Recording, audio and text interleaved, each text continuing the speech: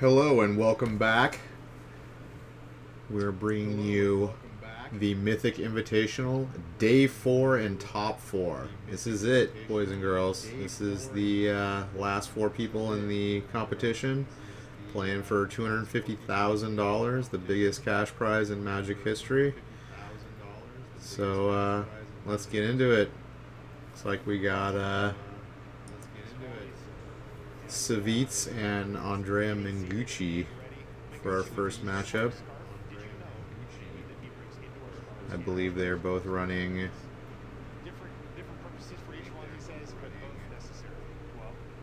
Esper as one of their decks, and then I think they're actually both running Esper and Mono White.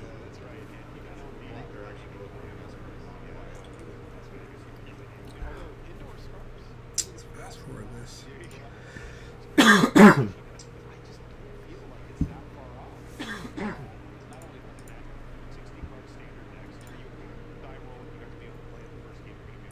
There's the little deck list. Pretty standard. Although Mengucci's running 26 lands. I think here's a sideboard, which is like a nice little 1-0 toolbox of everything. And then his mono white list. Pretty standard. 20 planes. Well, he's running 20 lands instead of 19. A lot of these people are running 19 lands now.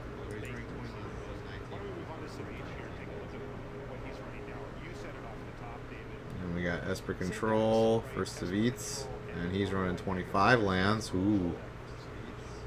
Not running the basic island. And mono white aggro looks almost exactly like Mengucci's list, except he's running 19 lands instead of 20. Probably running like one more unbreakable formation or something. Alright, here we go.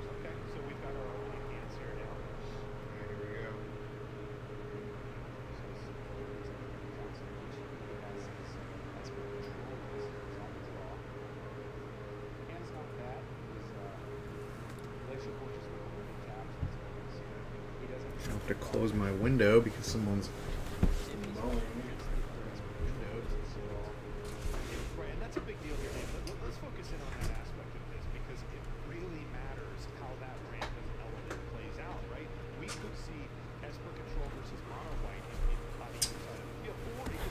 All right.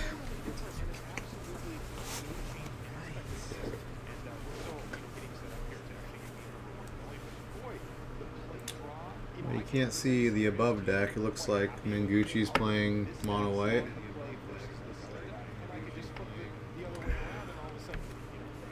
Looks like they're both playing mono white.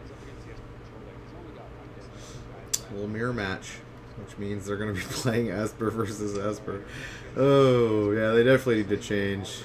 They need to change a lot up. They need to change a lot up for these arena tournaments.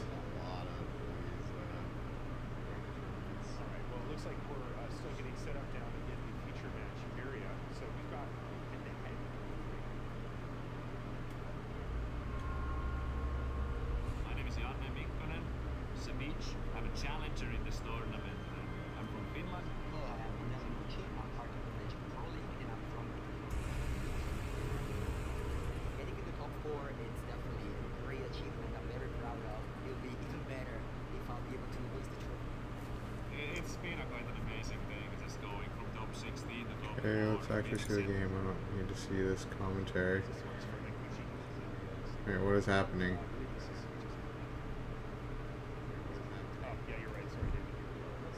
Oh, apparently it's, never mind. I guess, Savitz is on Esper.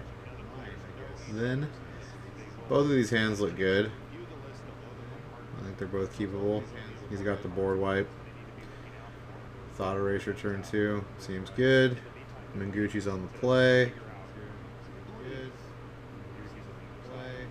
His hand looks keepable too. Although pretty weak against a board wipe, but I think you keep this hand. I mean,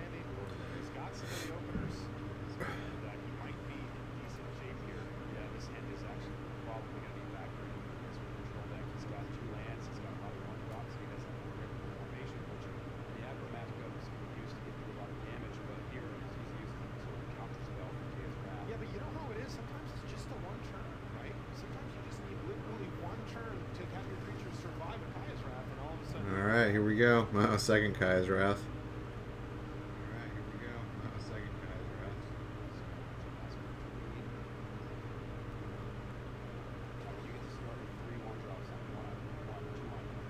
Rustwing Falcon. I wonder why they're running Rustwing instead of the 1/1 lifelinker.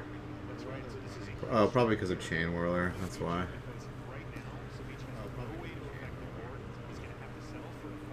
Well, that's bad. It's going to take Unbreakable, probably. Yep.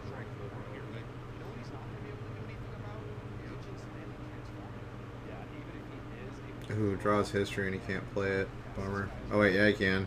Never mind.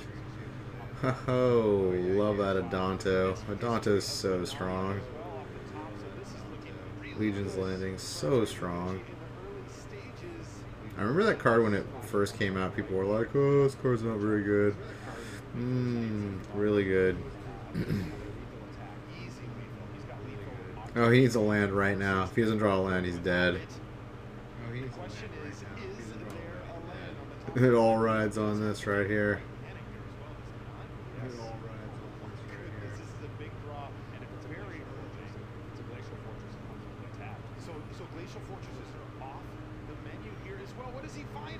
Oh, doesn't draw it. You are dead, Savitz. Wow.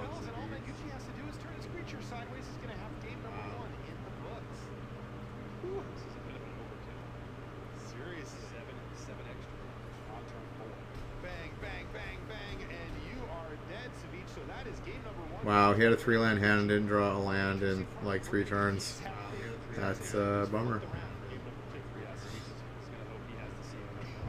That was a fantastic draw, and nothing doing for Savitz. He just had too many expensive cards that he couldn't cast in his hand.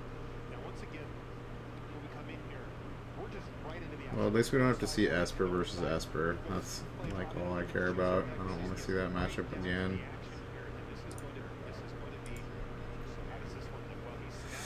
Now the decks are reversed. Now it's Mingucci on Esper and Savitz on mono white. Both keepable hands. Wow, he's mulliganing.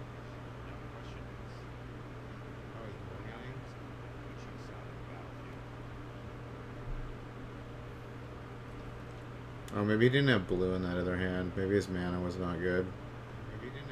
The cards were good.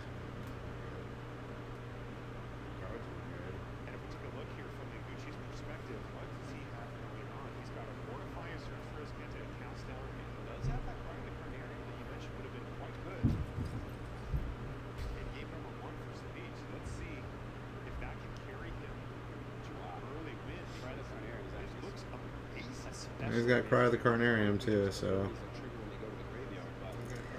his hand looks pretty strong. Probably gonna play Search for Escanta here. Yep.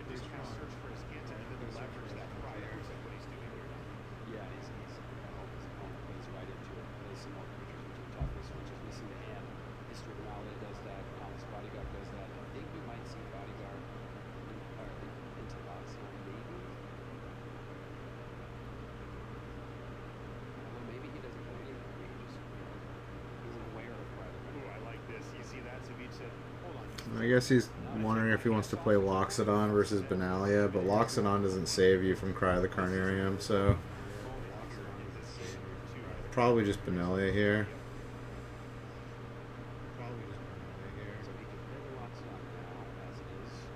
Yeah, if he plays Dauntless Loxodon, then it's a huge 3-for-1 for Cry of the Carnarium.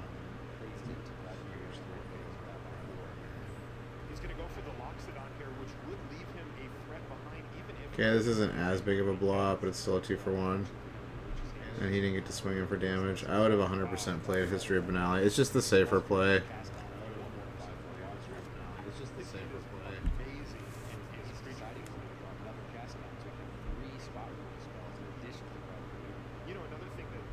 Yeah, I don't think you're ever going to not be taking removal spells.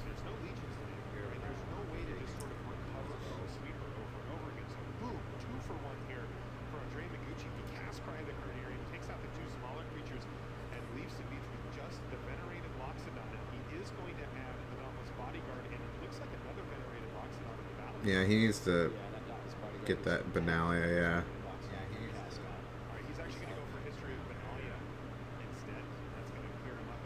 Get some damage through.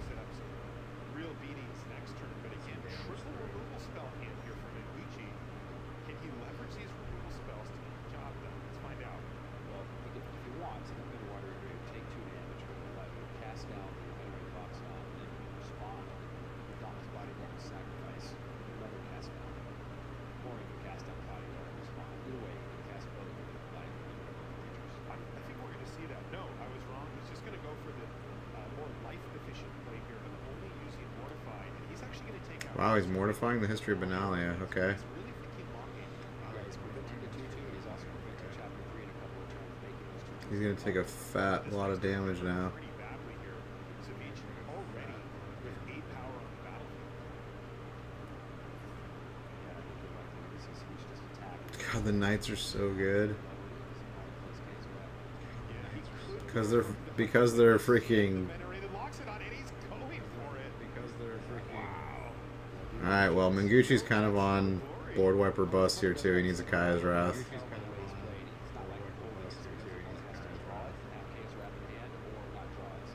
2 cast downs is not going to do it.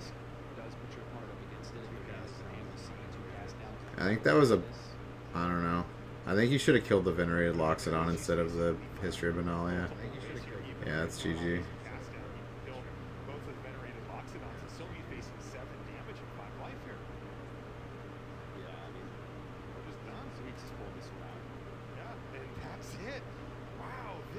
These mono white decks, man, they are no joke. They are no joke. You absolutely have to have a Kaya's Wrath, it feels like, against these decks on turn 4. Or you just, like, you just cannot keep up with it. Like, their threats are cheaper than your removal, so, for the most part. Okay, now they get to choose. Okay, I'm sure they're... Well, maybe it's best of 5. It's probably best of 5, actually. I have no idea how they're doing this, though. If they're letting them, like, choose now. Okay, yeah, they're both choosing to play Esper. This is going to be long.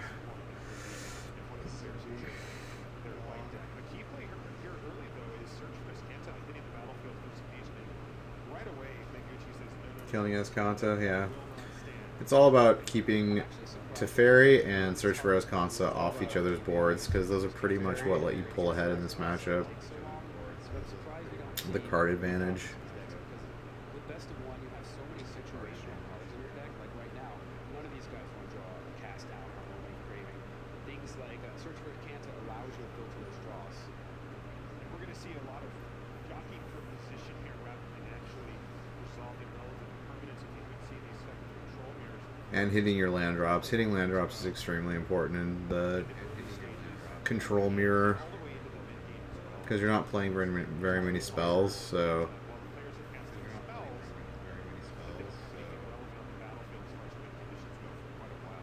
You kind of need to save up your mana and counter magic and go for, like, these, you know, these turns where you play like 3 or 4 spells in one turn, and that's whoever ends up on top after that turn usually is the person who's going to win or is very, very much ahead.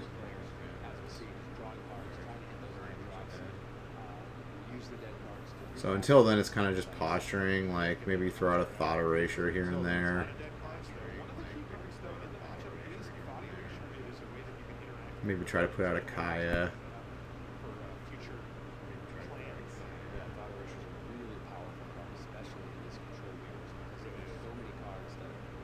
Okay, he's going to counter the Thought Erasure.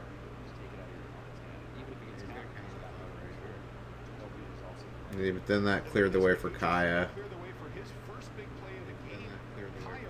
But this is going to clear the way for Teferi, so... Is it better to have Kaya on the board or Teferi on the board? Probably Teferi, but he does have 2 Vraska's Contempt, so he's going to be able to kill Teferi. Unless he has counter magic, which he does not. So... Yeah, I feel like he needs to play Teferi and hope to draw a counter spell. Counter magic of some type.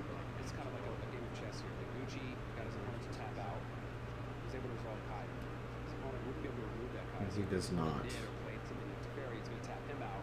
And now Mengucci with 2 Vraska's Contempt. He can just untap Vraska's Contempt with the Teferi. Huh, but he draws the Thought Erasure, so that protects him.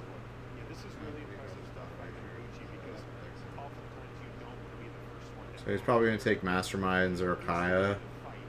Was the first one to take Masterminds. Probably Masterminds. There's are actually somewhat constricted based on Probably There's Thought Erasure to clear the way. And again, you see the power of Thought Erasure. And then he's going to have Vraska's Contempt to Fairy. No effect on this game.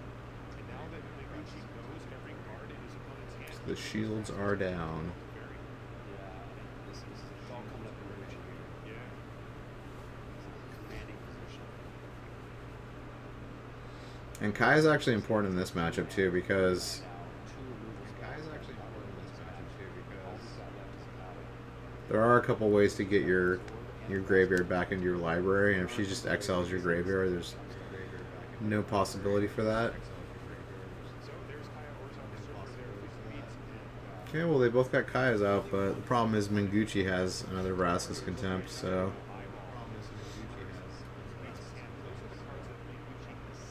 I mean Kaya is in no way like as good as Teferi, but hey, you get her up to 10 loyalty and you ult her twice, that's GG. So known cards versus the unknown Drowned Catacomb to at least try to represent the trying some kind of interactive spell like in the game. He has one of those in his deck. Yeah, so Mengucci's actually kind of in the spot here. You can use the Vraska's Contempt to get rid of Kaya, but you want to be prepared in case it's very resolved. You've already gotten your Mastermind's acquisition. So the only way Savish can win is with a Teferi. Already got rid of 1, so he doesn't want to lose to Teferi, so he might not worry about this Kaya for now. It's definitely not going to play Vraska's Contempt as a main phase anyways.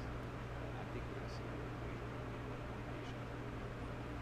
Here's Thought Erasure now for Sweets. Now with this coming, he might actually go to cast it because the only cards you want to possibly would take are Absorb or Vraska's Contempt, and they take the Contempt. You don't have an answer for Kaya, and if somehow that Absorb has to be used, you won't have an answer for Future Teferi. So I think we might see it used now.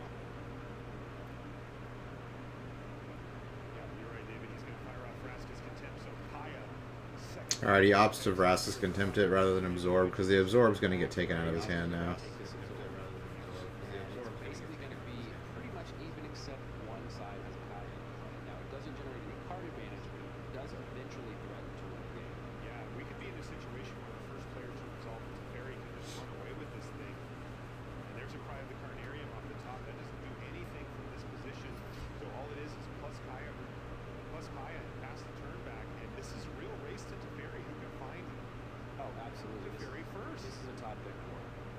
Kaya gives an advantage, but like I said, it's not an advantage that's card advantage. It's nothing. It just gives the inevitability to make Mengucci, but someone. Alright, he's got the Vraska's. Okay, that's good. That's step 1. Also high level play here from Mengucci. He draws Thought Oh, he didn't Vraska's. top of the library there. He finds an Absorb. He does not. That was a bad choice, and he just drew the Absorb. Something else that he wants to resolve, and he can use it for force. I mean, there were only 2 cards he didn't know about in his hand. He shouldn't have let him draw again before Vrasking. I don't know. Now, I think if your speeds, you want to actually maybe wait. You don't want to give your okay. Now he played an 8th mana. You don't want to give your opponent a chance to Kaya and exile that card. So you want to cast it now, pass, and when they go to activate Kaya, you can go ahead and cast it again. So the question now is, does he have to do that now to save the value, basically? He's got it locked up in the Chemisters inside. He can respond to the Kaya activation if he wants. Looks like he's just going to go for it right now. Still no sign of Teferi here for Steve's board. He actually wants to vary the 3rd card from the top of his deck. Because if he hits it now, he's about to get Thought Erasure most likely. Although he did not hit, he hit Moment of Craving and Mortify before passing the turn back. Mengucci says, what do you got going on over there, buddy? Having a Comes out, it's a lot of removal. couple Mortifies in hand is good because he has answers to the search for a Scantum. And once again, this game revolving around Teferi Heroes Dominaria. You see Mengucci take away Vraska's Contempt, one of his only hands, one of Sweet's only hands. Yeah, he just... Resolve Teferi. Yeah, he left Savitz with his own Kaya. So I don't know what Savitz is doing. Yeah, and exile the cards from him. Now at this point, here's Kaya. That's going to get countered. For Savitz, but who can be the first player? now you notice Mengucci just looked at how many exiled cards Savitz had in his He's running out spells one at a time, and that's not how you want to do this matchup. You want to be able to cast at least one spell, so you need to make your turns count with being able to cast 2 spells that are relevant and having one of them land.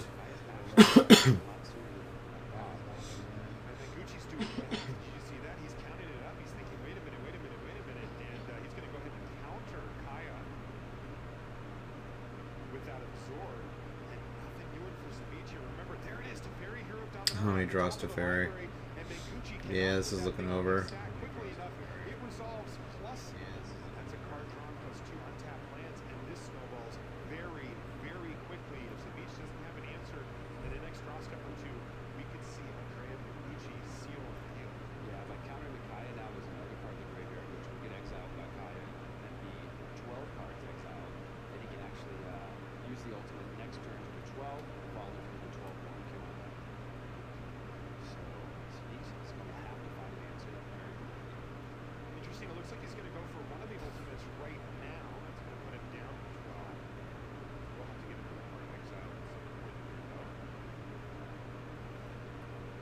Absorb off the top of the library for Savage, but it is too late as Teferi, hero of Dominaria, already on the battlefield, doing what Teferi do. And here's a +1. That means that next turn, Kaya. Yeah, I think he's just gonna win off Kaya ultimates now. All Meguchi needs to do is just not put anything on the stack for that absorb to hit, and he can just win the game. There's a land off the top for Savage. Not what he wanted to see here. Well, I guess he can Kaya's Wrath and absorb it. That's like his only play. Yeah, that's what he has to do. He has to absorb his own spell to gain 3 life. Yeah, he's not gonna win this. There's no way.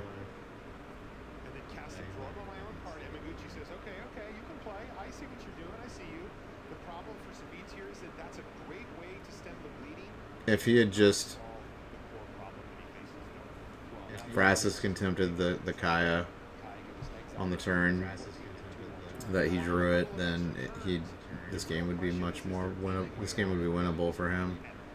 I don't know why he chose to wait. There were 2 cards that he couldn't see in his opponent's hand, but I think you got to chance it at that point. I mean, you can't let him keep drawing cards and then hope it's going to work later. Like, yeah, this is over.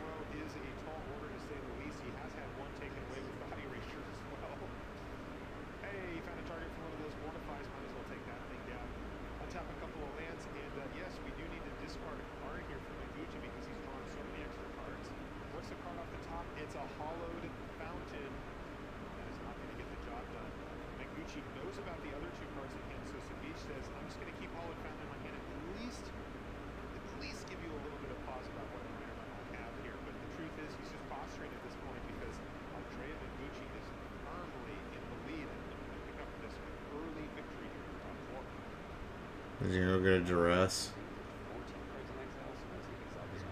Or a devious cover up? And why is he exiling cards? Oh wait, now he has 15. Okay. So he's got him dead next turn.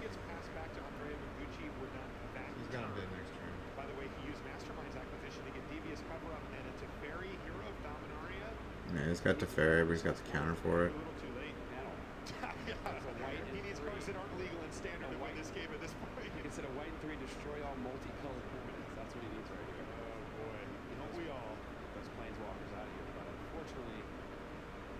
And that devious cover-up will seal the deal for Andrea Meguchi. All he needs to do is use that ultimate ability on Kaya, and that's the scoop. Andrea Meguchi wins the game. Now remember, we're playing double elimination, so nobody's done just yet. I guess it's still only best of 3. First game to advance through the brackets.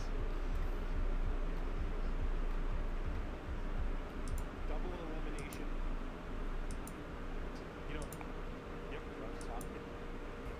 You know, Ooh, Bolus's Citadel. What do we got here? it says play, not cast. Let me look at the top card of your library anytime you play the top card of your wait, fuck. No, this is a weird Legendary artifact. You look at the top card of your library anytime you play the top card of your library. If you cast a spell this way, pay life equal to the current mana cost rather than paying its mana cost. Sacrifice 10 non-life permanent. Each opponent loses 10 life. That's interesting. That's very interesting.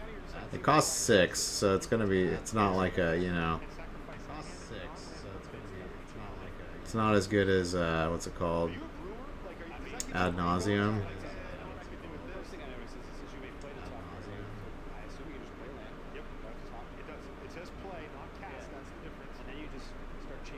I guess it's not quite like Ad nauseum either. It's kind of like the same kind of effect, but it's got extra. Was that Modern Horizons, or was that the Planeswalker set coming out? It was probably the Planeswalker set coming out.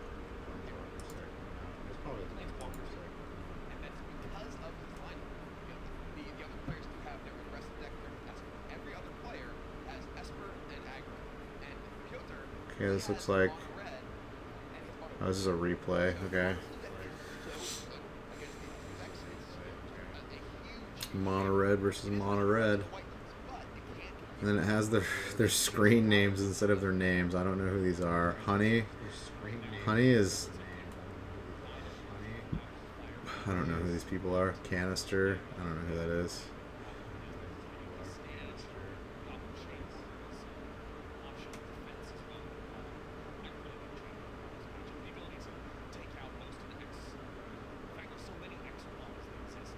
So Savitz will play the winner of this match.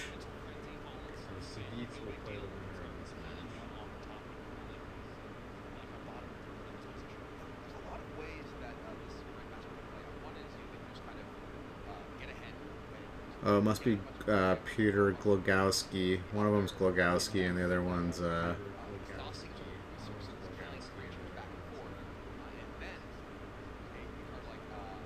can't remember. The fourth person.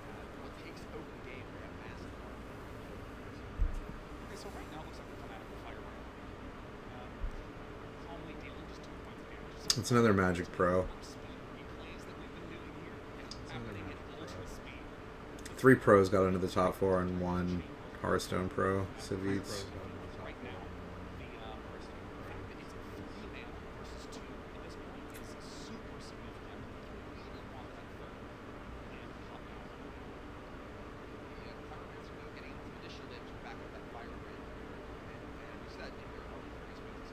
Ooh, another Chain Whirler. Gross. It's looking like Canister's in the lead now.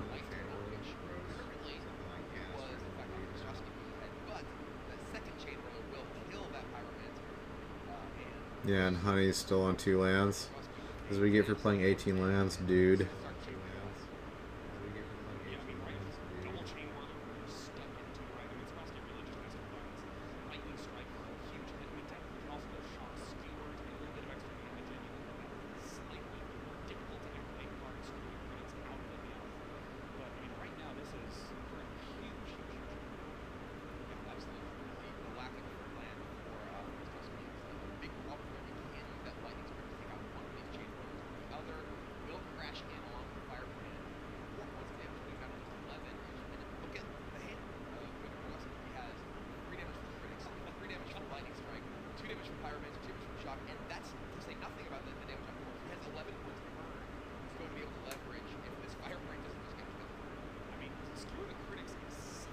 He's probably going to skewer the critics now. Yeah.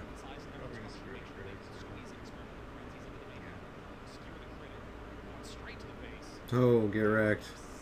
That's what you get for playing 18 lands.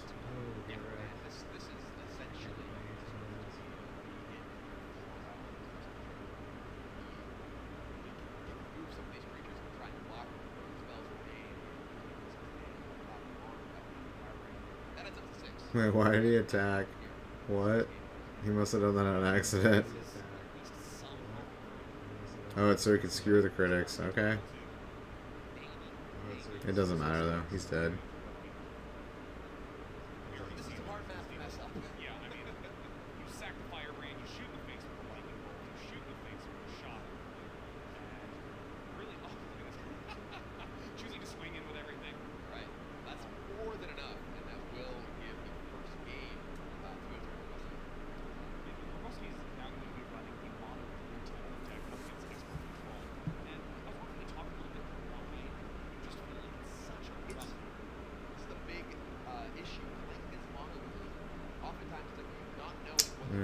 Game 2. Mono Blue versus Esper. Wow, is he going to sweep this guy too? Mono Blue is very good against Esper, so...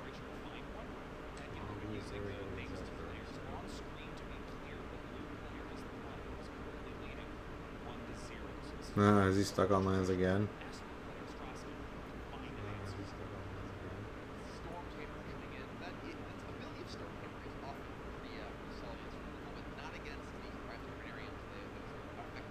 Probably gonna spell pierce this. I would spell pierce it.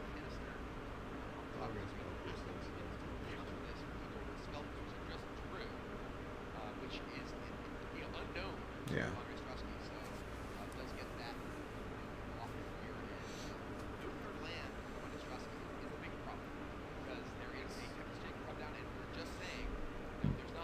You got the Tempest Gen too.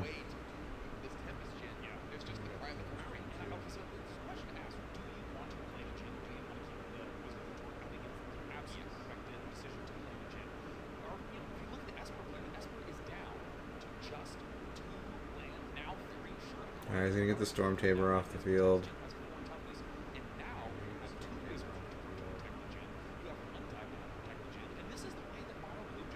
Oh, he's not playing the Mistcloaked Herald. Okay.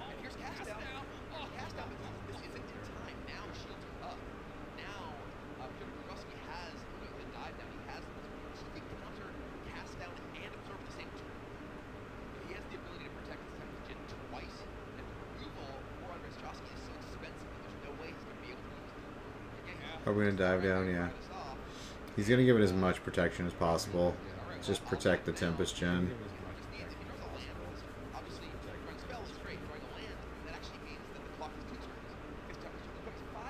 Oh, and a negate. Yeah, he's got all the counter magic. He should play the Mistcloaked Herald here. Okay, I think that was a misplay. Mistcloaked Herald means he's on lethal damage. And it also wouldn't have let him play Chemister's Insight, because he would have had to absorb it. So I think that was a misplay on the blue side. Absolutely.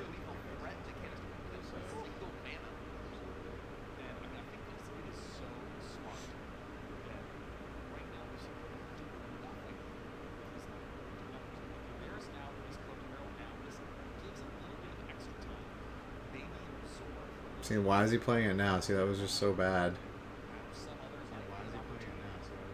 If he'd played it last turn, this game would be like completely over.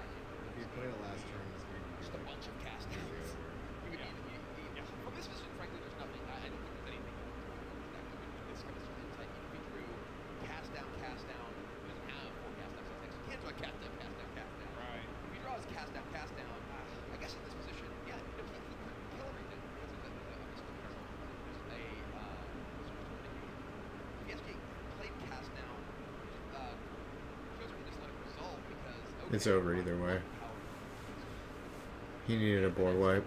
And even a board wipe would not have mattered because he has 3 counters magic in his hand. And this is why Esper loses to Mono Blue.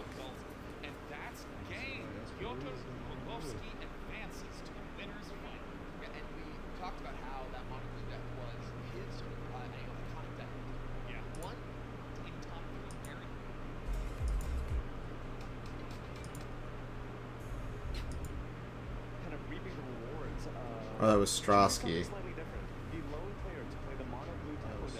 Expecting Esper control, and that's basically what happened. I believe over 60% of the players submitted Esper control. So Strosky and Savitz are playing. They needed to submit for the tournament. And Rogowski also said, I tried playing the Esper deck, I couldn't win a match with the deck, so I decided to play something that would at least be good against Esper control, and that's exactly what. And Glogowski and Mengucci have made it to the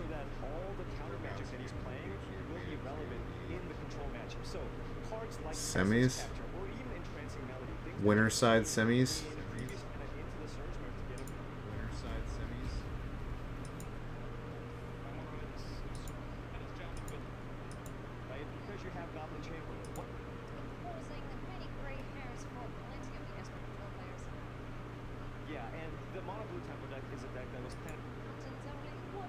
Blue and red. That's pretty strong. I might have brought blue and red if I had went mono blue and mono red. They both, I mean, mono red is questionable because everyone's bringing Esper, or a lot of people brought Esper, but I mean, one of the things about the Esper matchup with mono red is it gets even better for them after sideboard, but since they don't have a sideboard, red can still beat Esper in game 1. Like, it can still beat Esper in game 1, like, absolutely. Like, it doesn't have, you know, Bell Haunts in the sideboard for it, and like all these other life gain cards, and doesn't have as many Moment of Craving main deck. So mono red can definitely beat Esper, especially in game 1. So I think I like his choice of mono red and mono blue for his decks. Because also a lot of people brought mono white, and mono red is great against mono white, so, and then mono blue is great against Esper, so I think he's got the right choice of decks. We'll see. We'll see if he even drops a match. We'll see if he makes it to the finals without losing. Winners final, or grand finals rather. So this is winners finals right here.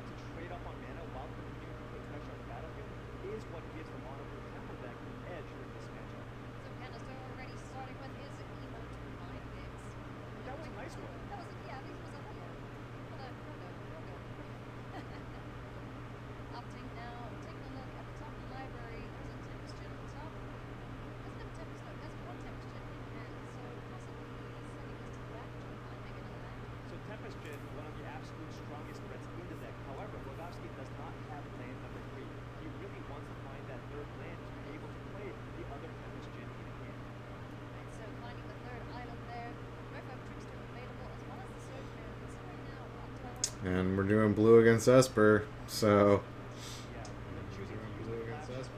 looking pretty good.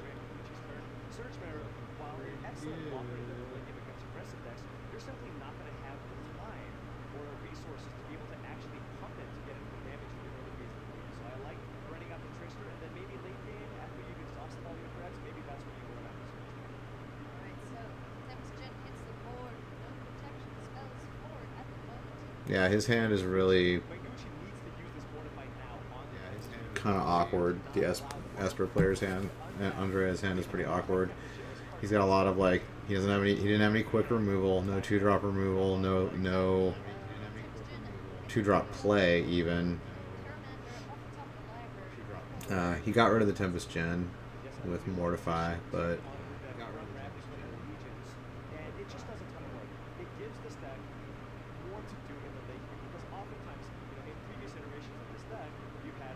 yeah, he's going to hold up Spell Pierce. He's probably going to try to land Kaya here and exile one of those Terramanders. Or maybe not. Maybe he's just going to try to Chemisters on the end step.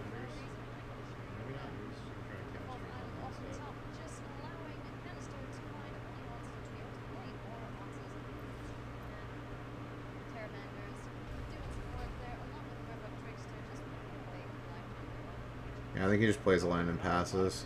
He's got adequate pressure on the board right now. Yeah, he just lets the Chemisters resolve. There's no reason.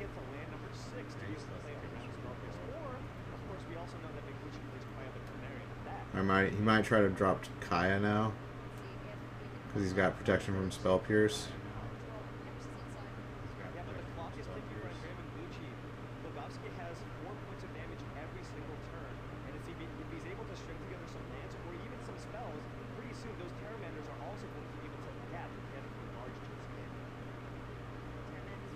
But the blue player doesn't have any Curious Obsession, so this is still winnable for Esper, like 100%.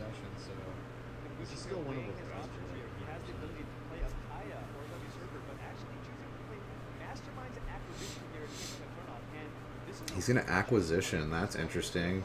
I feel like you spell pierce this. Maybe not. But he's gonna go get a Lyra. Oh, he's wow. He's going to get one from it. So he's going to get Cry the Carnarium. Okay. He could have gotten a Lyra Dawnbringer with that, so I don't know why he didn't counter that. Lyra Dawnbringer pretty much means death for mono blue unless they have a creature that's bigger than it.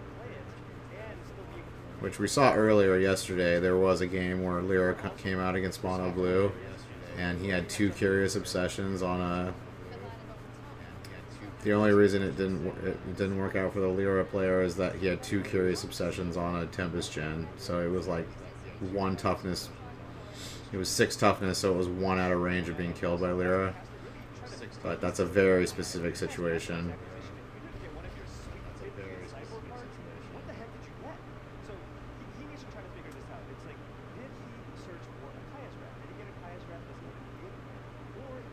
Okay, he should play Surge Mare here. Because obviously he's going to Cry the Carnarium on his next turn with Absorb backup.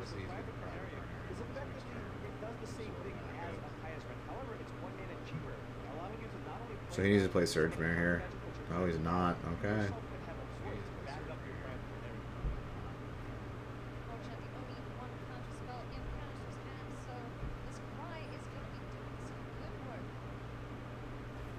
I mean, you knew he had that in his hand.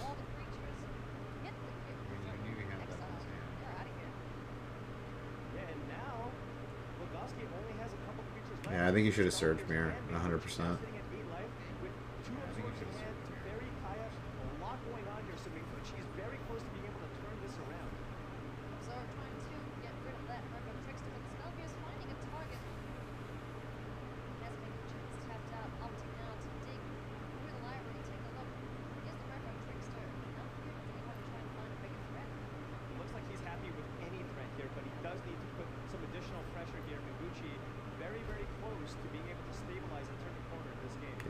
Yeah, you should have played Surge Mare last turn. You'd be in such a good spot right now. You would have been able to swing for 4 and looted. You'd be at 2 life right now. Yeah, I think he messed that up big time. I mean, like, if he had a board wipe, he probably would have already played it, and he probably wouldn't have gone for Cry the Carnarium.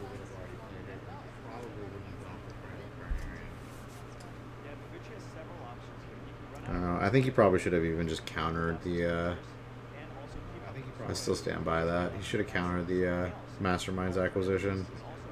Like, you don't cast a Mastermind's Acquisition unless you're looking for an answer, like, at that point in the game, with that many cards in hand. Obviously, he had a bunch of awkward cards in his hand that were not going to, like, help him. So I feel like you counter the Mastermind's Acquisition 100%. And if he had, this game would be over. Like, he has 1 piece of removal in his hand.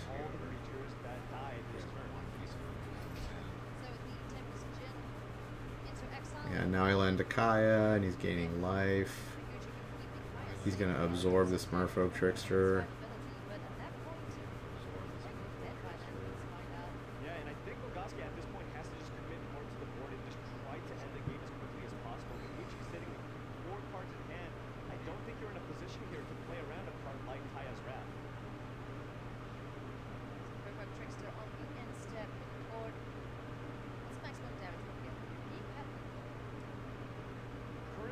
Has the option to attack with 4 of the Merfolk Tricksters and has the ability to pump Surge Mare twice. That would be 8 damage. That would be exactly lethal. However, we know that Menguchi not only has Absorb to counter the spell and Instant Life, he also has a Mortify for the Surge Mare. But at the same time, Golgoski is pretty happy to be able to get in with the Surge Mare because not only does Surge Mare have the ability to spend 2 mana to give it +2/-2, when it deals combat damage, you have the ability to... So he's going to attack for 6 here, but 5 life is still not dead.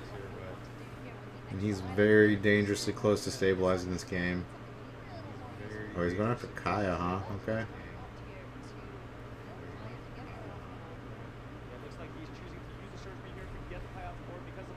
That's probably the right play.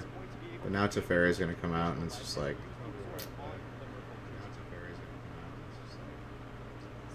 Yeah, he's still at a healthy 9 life. Yeah, and he's got a Mortify too. Yeah, and 2 Chemisters. Or one's in the graveyard, but yeah.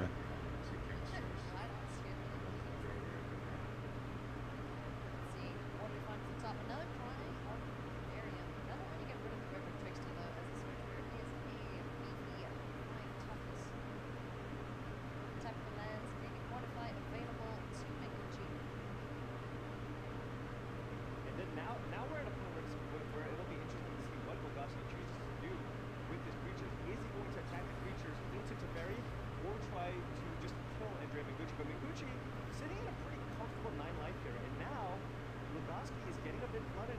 He's drawing a bunch of these islands, and there's not a lot this mono can do when it just draws a ton of these lands. The only card is... Yeah, this is over. He's got nothing now. Yeah, I think he made a couple of misplays this game.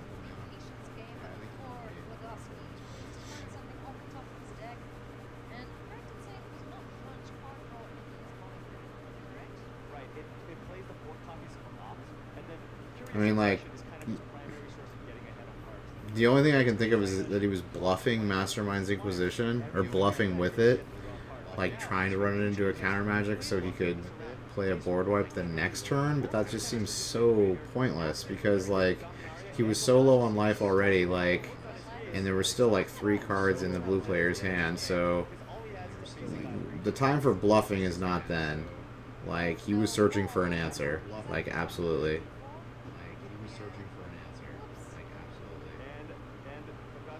Yeah, this is over. Even though he had 4 land in hand, but yeah, Teferi.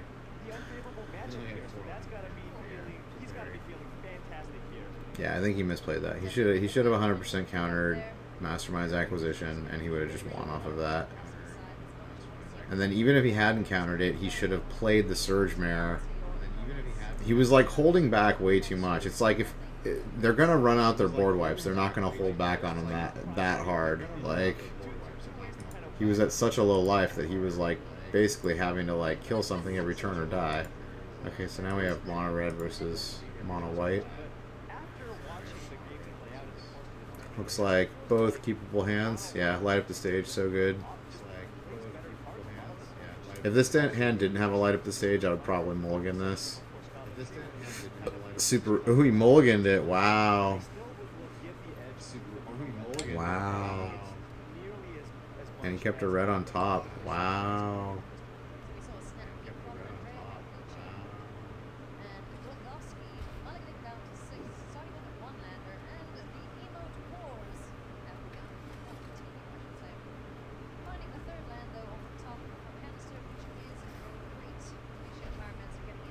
Yeah, this white hand is just stellar too.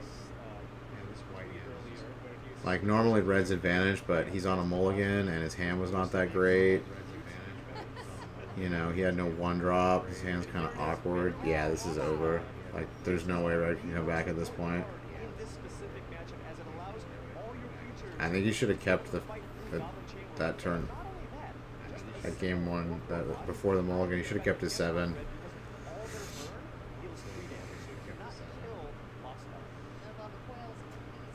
I mean, he was on the draw with a Firebrand and a light up the stage, so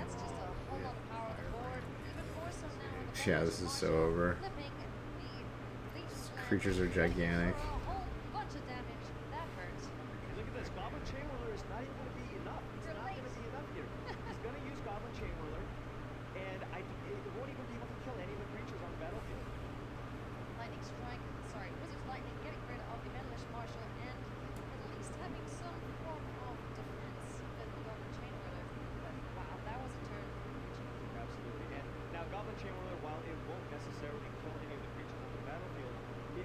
It is a good walker, right? So if you just have it on the battlefield, Andre Mengucci cannot attack with Tide Taker or the 2/2 lifelink token on the battlefield. However, Mengucci also has the answer in the Goblin Chain to the Goblin Chain Whirler in Conclave Tribunal. Yeah, he's just got all gas left. It's very, very unlikely that red's gonna win this. Highly unlikely.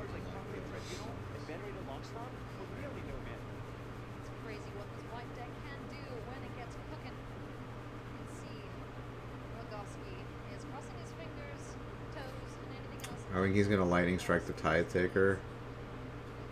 Or Lightning Strike the Loxodon, yeah. Either way, he could have team blocked with the Loxodon. Yeah, he's setting up for his Chain Whirler.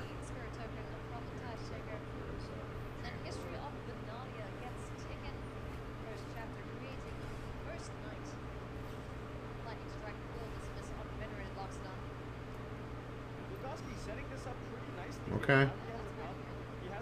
He got some. But he's still got the token maker.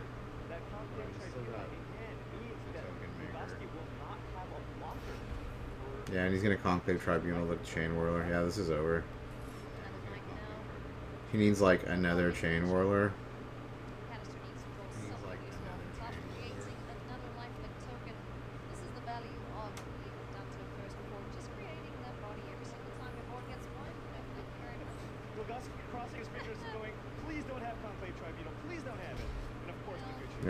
Yeah, nothing saves him at this point. Even a Chain Whirler doesn't save him.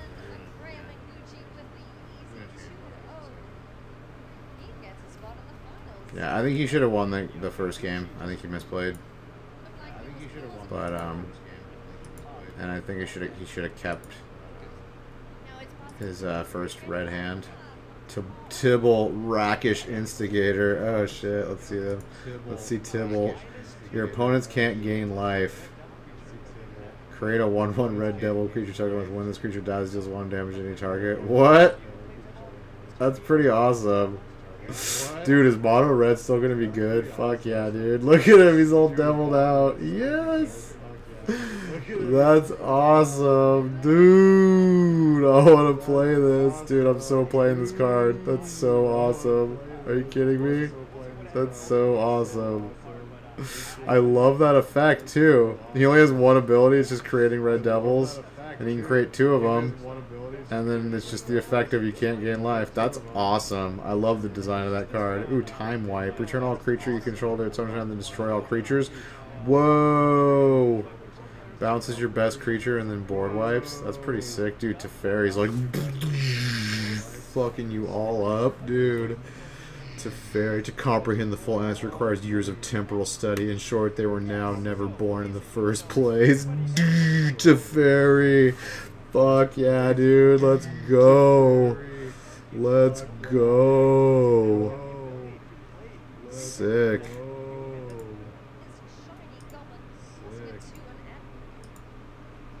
I'm doing those spoilers. Alright, we'll look at all the spoilers after this, see if we missed any. I'm sure they're all up on Mythic Spoiler now. Alright, so we got Minguchi in the Grand Finals. Grand McFinals.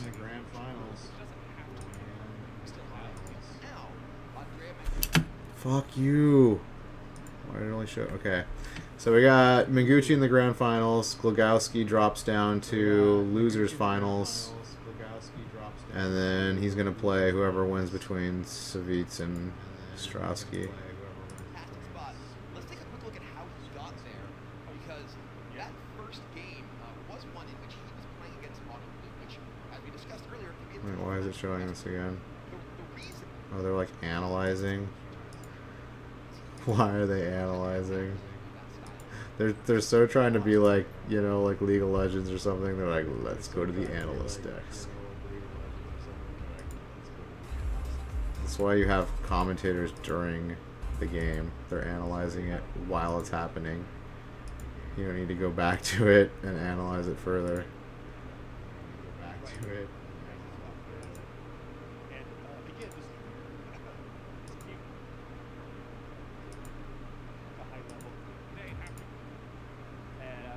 Alright, we've already seen Savitz's deck 20 times. Oh, we can look at Andre Strowski's mono red. Wow, his Esper looks the same, only it's 26 lands. Okay, let's look at his mono red. Okay, he's running 1 Legion War Boss. There's a difference. And 18 lands, so greedy. Like, look how expensive this deck is. He's running 5 3-drops, 4 4-drops. Like, so greedy. All because of this algorithm in Magic Arena. The no land screw algorithm.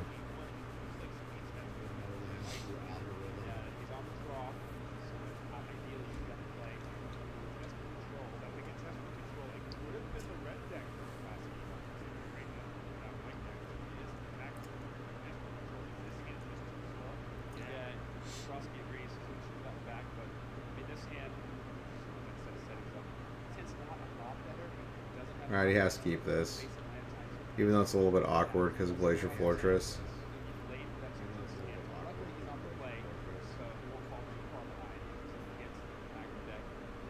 Oh, this is bad. He's playing against mono white. Do they even know what they're playing against?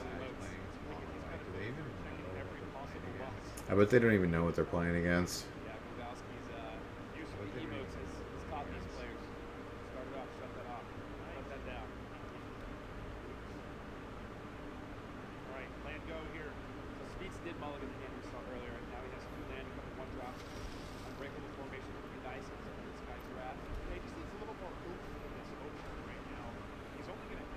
Alright, he got a Hollow Fountain, that's good. Search turn 2.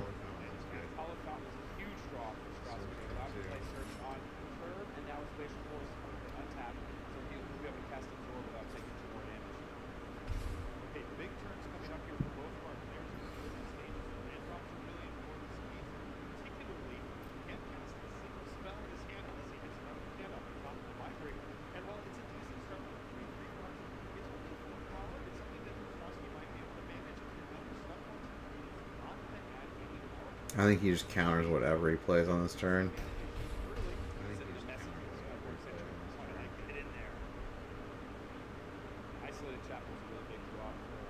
Do you play Snubhorn? I think you... You probably don't play Snubhorn at this point. Oh, he's going to play it, okay.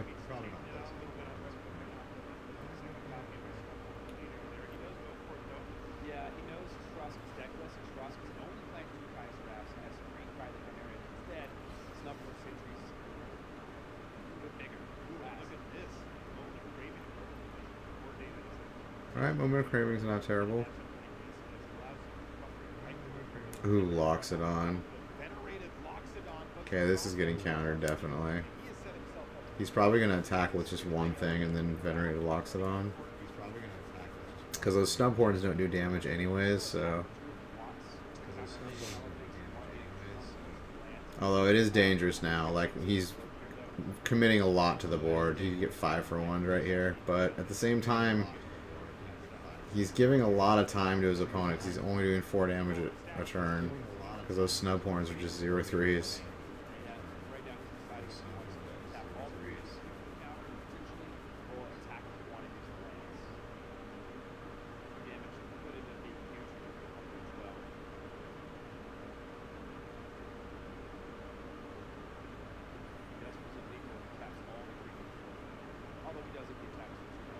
Yeah, that's getting absorbed.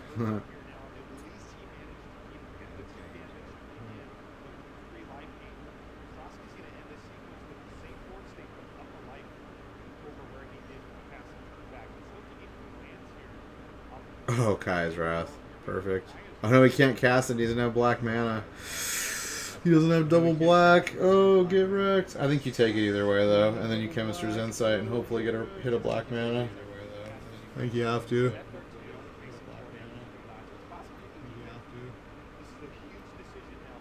Yeah, you gotta 100% take this. Like,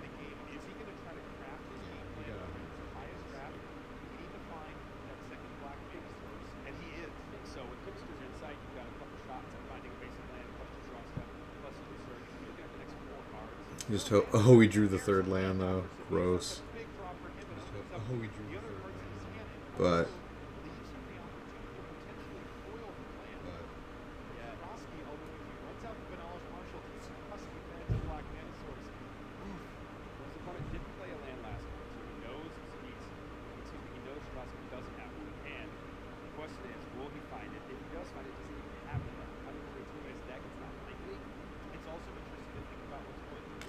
he's thinking hard, tanking hard. Oh, he's playing the Marshall.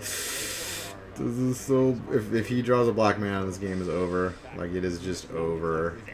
Like, board wipe, a 5-for-1. Yeah, this is just over.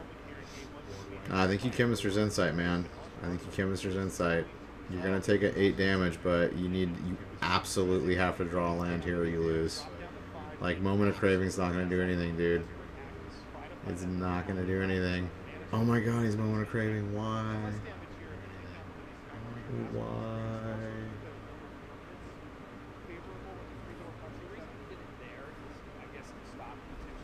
I think that was a huge misplay.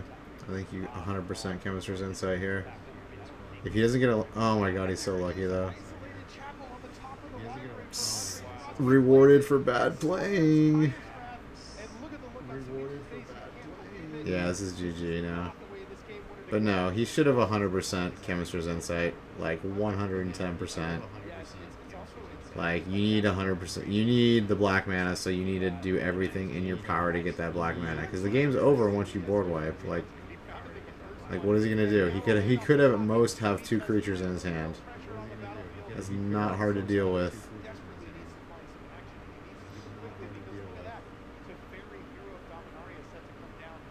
Yeah, everyone seems to be playing kind of not so good. Well, at least a couple players aren't. And these are all like Magic pros. Maybe it's the pressure, the $250,000 pressure getting to him a little bit.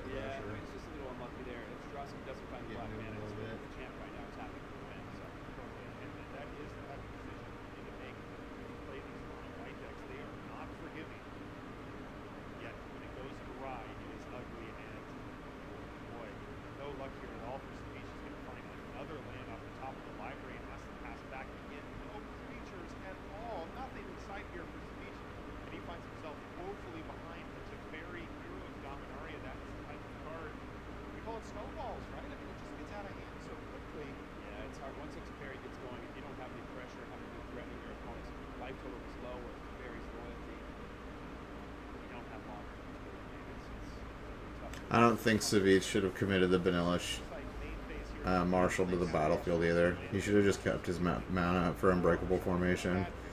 Like, he had to smell a board wipe was coming with Search for Azcanta out and a Chemist's Insight had already been cast. You kind of have to assume one's coming. And those Unbreakables are useless without creatures, so I think he should have just played a slightly longer game.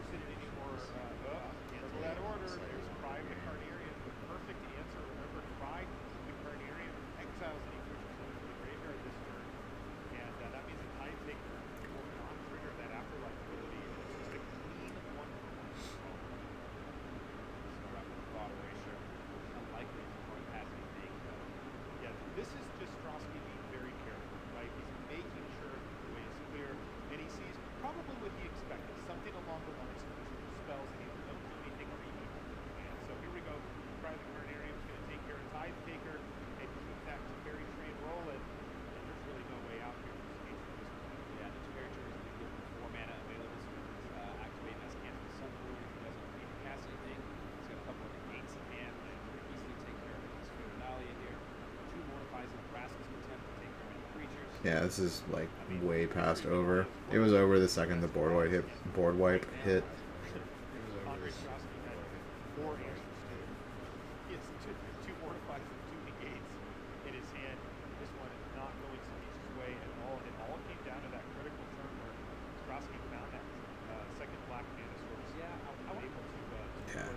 GG.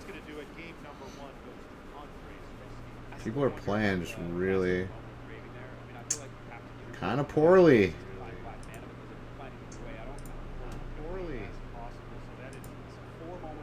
Like, Strosky, that was a huge misplay. Like, he got rewarded for misplaying. Like, you absolutely cast Chemisters. Go down to 5 life. Like, what's the difference between, like, 5 life and 10 life in this matchup? Like, nothing. If they have nothing on the board, they can't do damage to you. So that was just clearly a mistake. Okay, Red versus Esper. His hand looks really good. He's going to light up the stage next turn.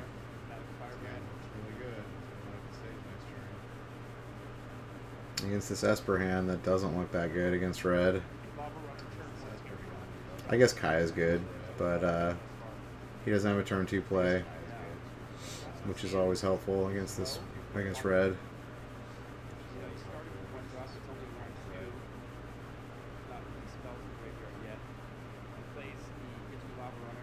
Yeah, he should attack, light up the stage before he plays mana.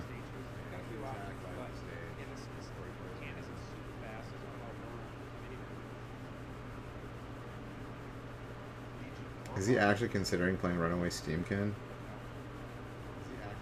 Wow.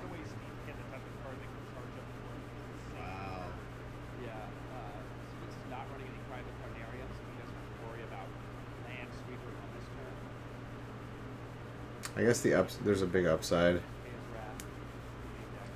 For sure. But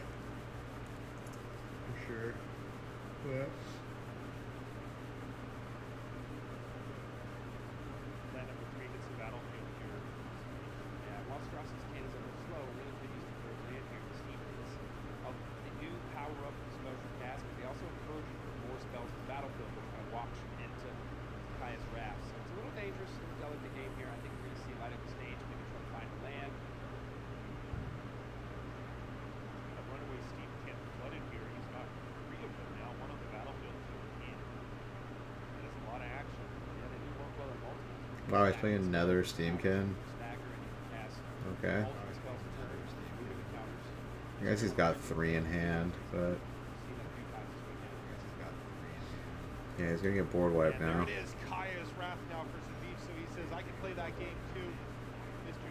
Now his Lava Runner doesn't have haste, so he can't light up the stage. Oh, he's gonna shock and then light up the stage now. Yeah, this ended up way worse than it should have been. Yeah, so you get for playing 18 lands, buddy. You don't draw them.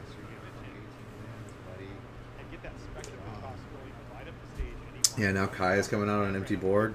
Not so good. Not so good.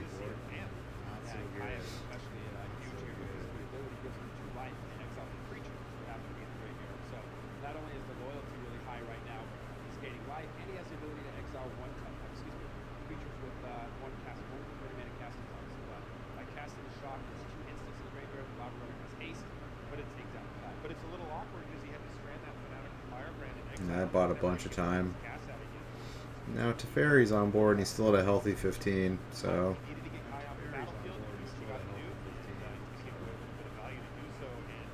yeah, and he's got a syncopate too, so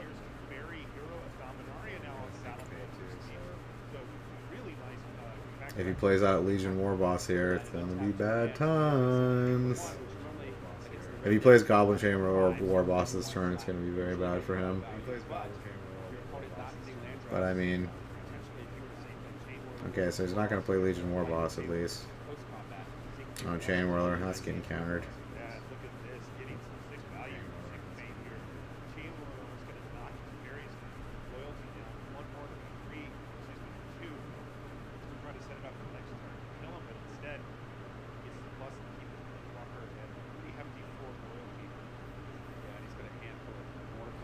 Ooh, Moment of Craving and land. That was perfect. Do not cast it now. What are you doing? Why are you casting it now? What is wrong with you? Now he's going to play Legion Warboss. Or Experimental Friend. Well, probably Warboss here. His hand's super awkward. He can only play one spell.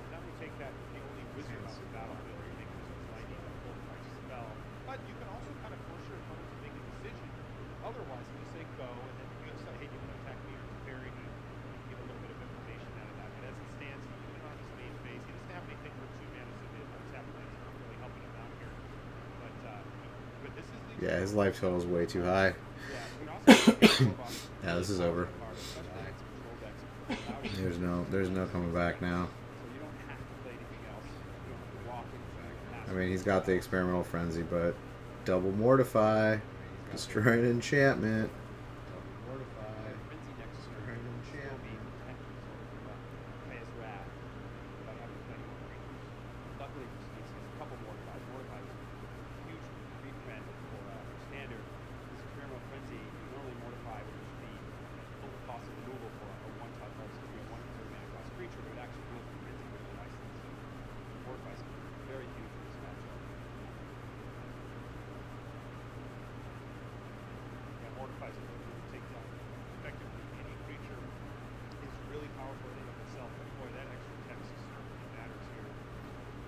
this is the way that this game would go.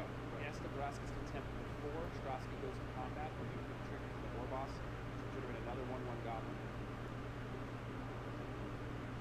And once again, Strosky trying to manage, and here he goes. He's going to fire off the experimental frenzy, and he even gets lucky here and hits a land off the top of the Wizard's Lightning. Unfortunately for him, not currently castable. If he was truly lucky, there would have been a 1-drop underneath that. Well, With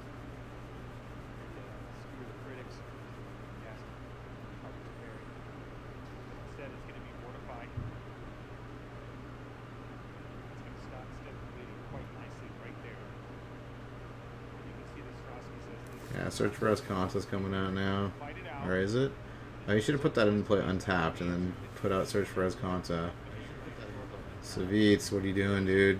What are you doing? Oh, I guess untapped too, I guess. Never mind.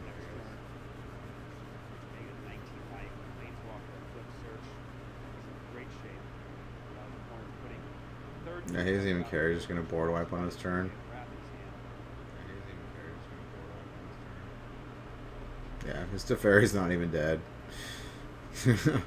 Yeah, he should concede after this board wipe.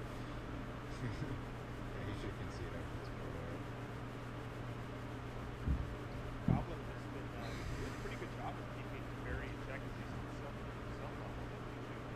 Yeah, well, team Goblin's not long for this world. Right, that's the problem. Is the highest wrath is going to come down here and just sweep away the board.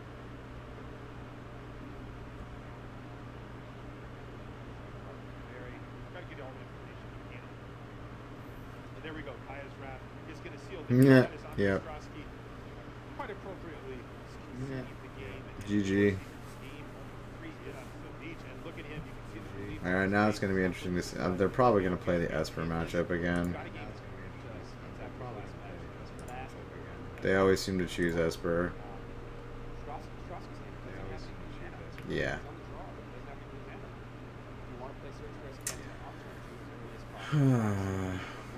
Okay, that's...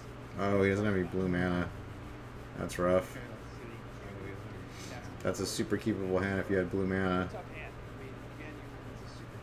And Savitz's hand is okay. Pretty bad in a mirror match, actually. I mean, it's got Vraska's, which is good, and Absorb, which is good. So he probably keeps this. He's got 3 mana also, which isn't bad.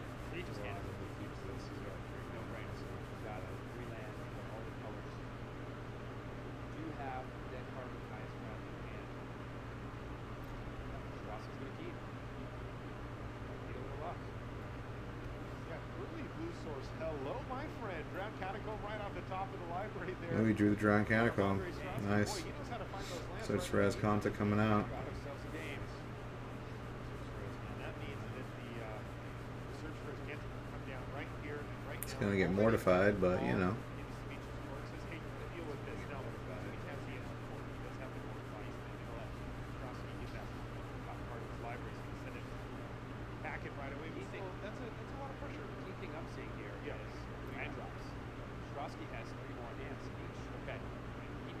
Who drew that 4th land? That's clutch. Clutch. Okay,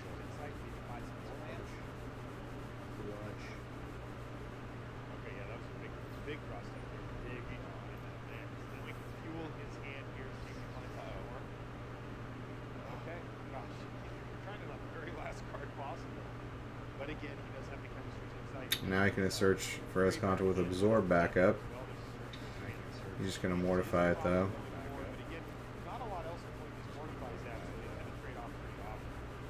Probably going to absorb this.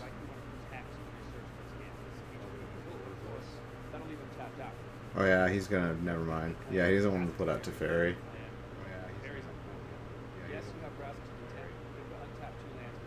Although this is telegraphing that you do have counter magic in your hand. But he has a Vraska's Contempt. Yeah, he should absorb this. I don't know if I agree with that.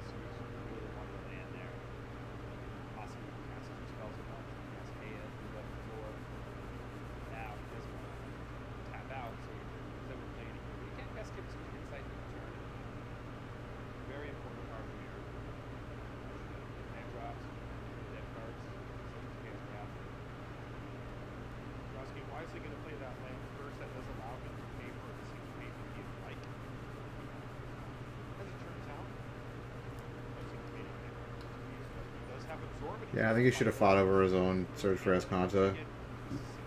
Because he had the Vraskas to kill Planeswalker when it came out, so... You want to fight. And he's missing land drops now. Open himself up to getting Teferi on the battlefield, but look at the read here from Strasky. He says, I am going to fight over this.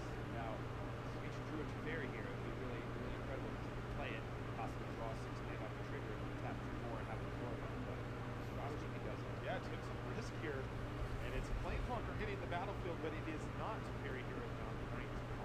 Okay, I guess that's good. I mean, it lets him he can still cycle with Search for Esconta, though, even if he doesn't get to flip it. Also, he can still cycle with Search for Esconta. Off cards such as both framing and casting out give Search for Esconta a lot of value, but flipping is where it's at. It's not going to happen. And look at this, negate off the top of the library now. Krastroski says, I have enough mana to cast Teferi here of Dominaria and counter back. Yeah. That means he's going to resolve Teferi and get his major Planeswalker rolling here. Tradition here. Yeah, luckily for Speech, he has Braskins in the team to hand because he's evade.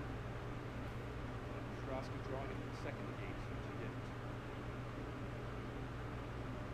Krastroski has 2 copies of negate off the card that he was signed for. 1 copy of that Speech. These are really important cards. Number spells matter. The cards in each deck has you can actually negate. And then the rest of the cards really don't matter. They don't for the most part. As long as they help you, anything that helps you get these weaker, these Planeswalkers, good positions. That's what comes out. Those are important. Yeah, so right now, we've got a it's really even, but having Ikea against a search that won't be able to flip is pretty huge. And this is interesting. Absorb on the top of the library here for Strasky. Normally the type of card that you want to see, but he is behind on board to Kaya, so Mastermind's Acquisition. Good draw. down to a swamp for Strasky. Gonna go get a little Nezahal action. Little Nezahal. With facing elimination. He's got mana left over. The Primal Fury. I got Unmoored Ego. Yeah, that's a good one, too. Just one Mastermind's Acquisition. Yep, that's exactly what he's Gonna doing. go get all those Teferis. Goes on the stack for some beach. This is a huge play with a way to interact for Strasky. You can see the pain on his face. He hates seeing this critical card when you have so many cards, so limited number of cards in your deck that can actually win you the game. If you get this many of them stripped away, it's going to leave Strasky with almost no way to win. He's going to have 1 Kaya, 1 Mastermind's Acquisition. And there go all the Teferis now. Savage has stripped them away. It also knows that it's just a swamp in hand now. And it gives you breathing room, right? You know your opponent can't just top deck that Teferi, so you can play a little looser, tap out, take more risk. Perhaps lucky there for Strasky as well. And also shuffled away that absorb. I think he might have brought him on that. This is just a terrible spot for him. As you mentioned before as well, the search for his concept. That's not going to click anytime soon because Kai is just going to town. Strasky's great. Yeah, and Speech has 2 Chemistry Insights hanging out at the graveyard ready to be jump started. Let's get this. Oh, there's Teferi. First one. Back up to Barry as well. There's Teferi. Play pattern from here. Not pretty. Sitting in Andre Strasky's seat. Speech now gets 2 plus Kaya. Next turn, we'll see Barry. And a Cry of the Carnarium is not what Strasky wanted to see off the top of the library. That means his Speech is going to be able to resolve Barry here with Dominaria being like. And that is one step much closer to advancing to the next round and leaving Andre Strasky in 4th place. Yeah, versus going to jump start that insight. Braskins in town now to deal with the 1 Kaya in Strasky's deck. There it is. Teferi here of Dominaria hits the battlefield, and this is going to be a critical one-turn window. He sees the writing on the wall. A body rage, but that's not going to do anything It here. says this is bad times. All playing for Speech now. Very much has the advantage thanks to his 2 Planeswalkers. There is the one-turn window here. Strasky can find some answers for Teferi and maybe claw his way back in. Boy, he has so few win conditions and so few outs at this point. It's looking really bad for Strasky. Even if he goes Acquisition, I don't know what he would do. I mean, I think he would have to destroy Braskins in 10. But he can get rid of the Teferi, but looking at his list, he's only got 1 Braskins to 10. He may have cast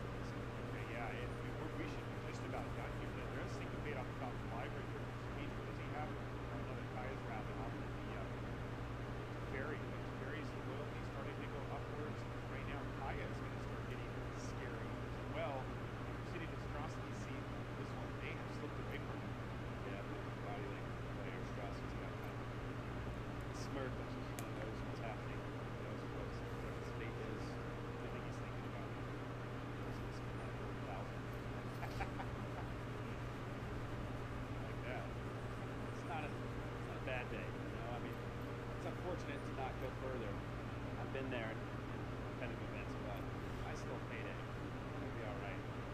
Maybe get him to the next turn.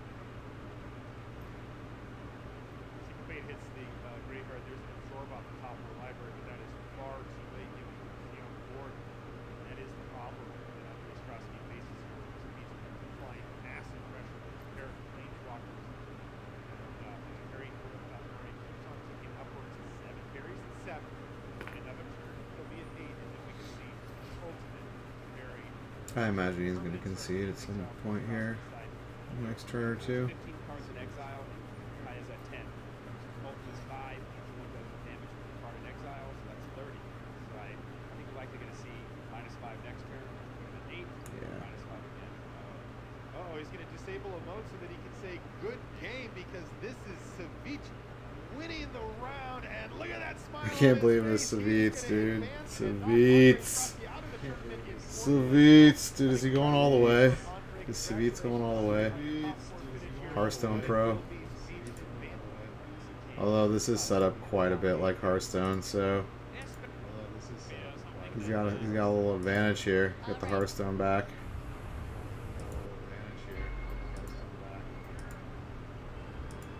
Hearthstone background.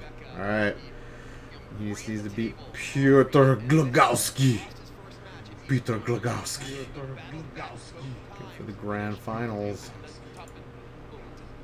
Are we getting any other card previews?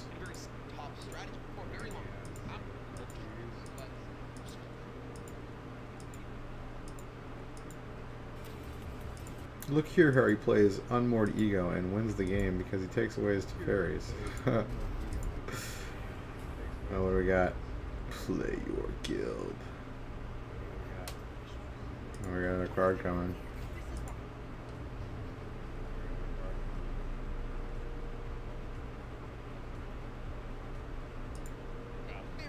What do we got?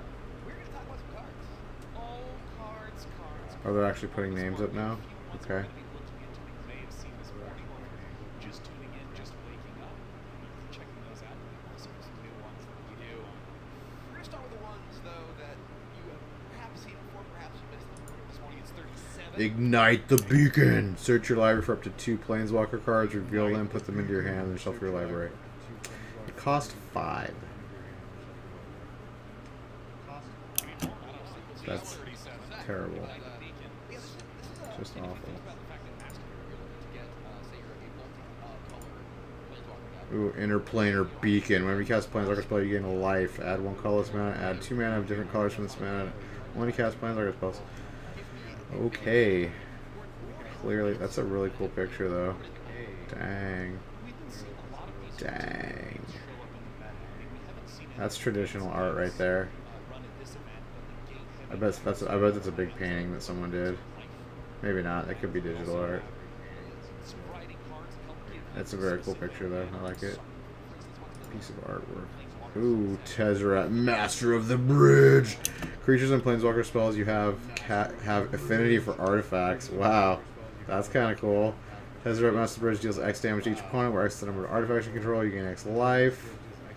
So it's basically like 4-drop Tezzeret. Return target artifact from your graveyard to your hand.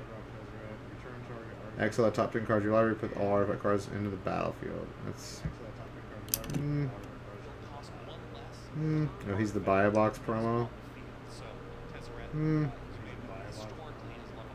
He looks pretty sick though. Look at him. Fucking dreadlocked out. Fucking mechanical body. Yeah. Yeah, yeah. Yeah, yeah, yeah. Yeah.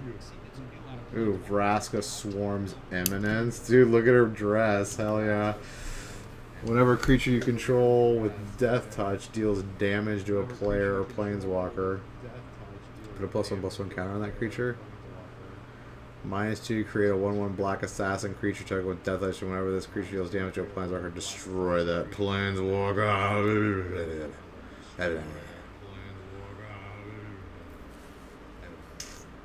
Seems pretty shatty for 4. Seems pretty shatty. Vraska's finisher. When Vraska's finisher is battle, destroy target creature or planeswalker opponent controls that was dealt damage this turn. That might see some play. You know, I pleaded your case with my queen earlier. Now I'm here. And it is far too late. Gorgon Assassin. Igor Kyrylyuk. Kyrylyuk. Igor Kyrylyuk. Yeah, it doesn't seem great. It's alright. It's alright. Let's see what else we got. A Johnny's Pride Mate. Getting reprinted again. This was just printed in M19. Why are they printing it again? It's a cool picture. Now he's killing a bunch of like Amonkhet dudes. These look like, or like Destro, not Destro, but Cobra Commander from G.I. Joe. Johnny the Great-Hearted. The Great-Hearted? What? That's so dumb. Creatures you control have vigilance. You gain 3 life for +1. Put a +1 color on each creature you control and a loyalty counter on each other planeswalker. Nah. Creatures with vigilance? I don't know. I don't know. Doesn't seem good. Doesn't seem good.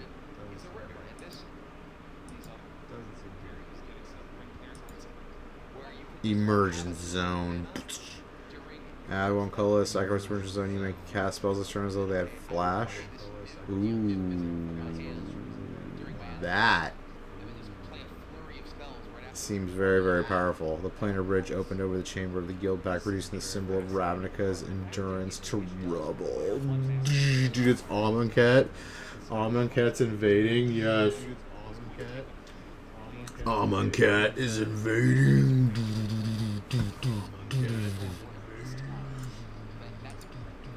That seems really powerful in like Eternal formats.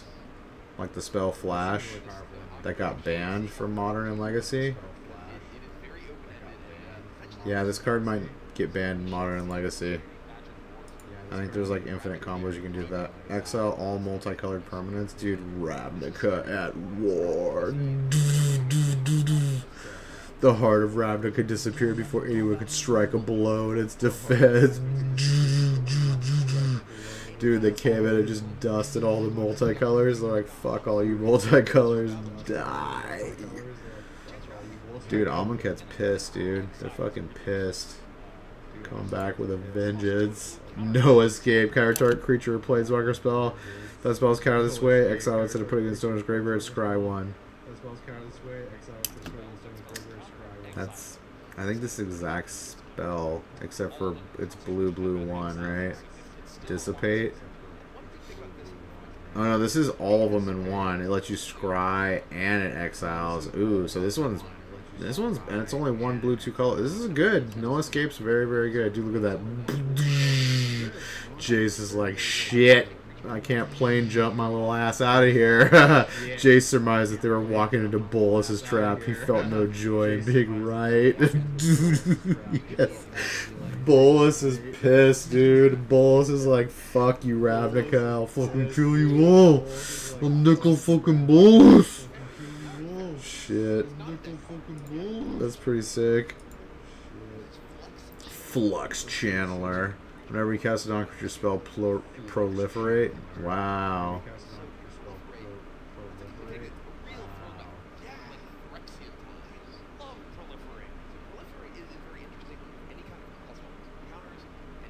Wow. Proliferating flux. They brought proliferate back. Okay. I'm gonna have to see what other proliferate things there are.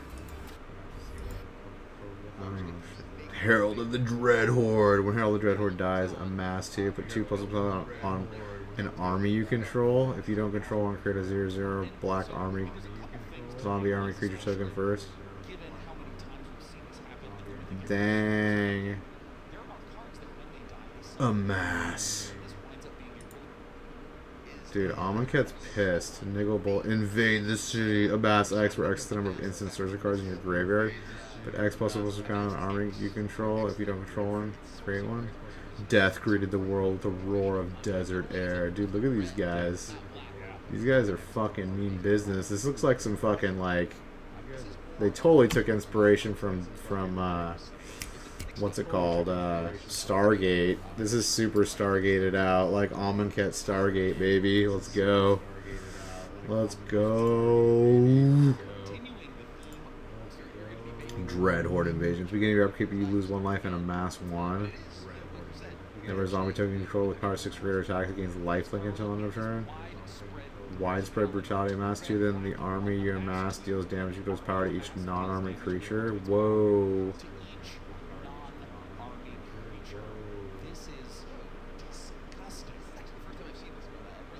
That's pretty cool. It's like a board wipe that gives you a 2/2 creature.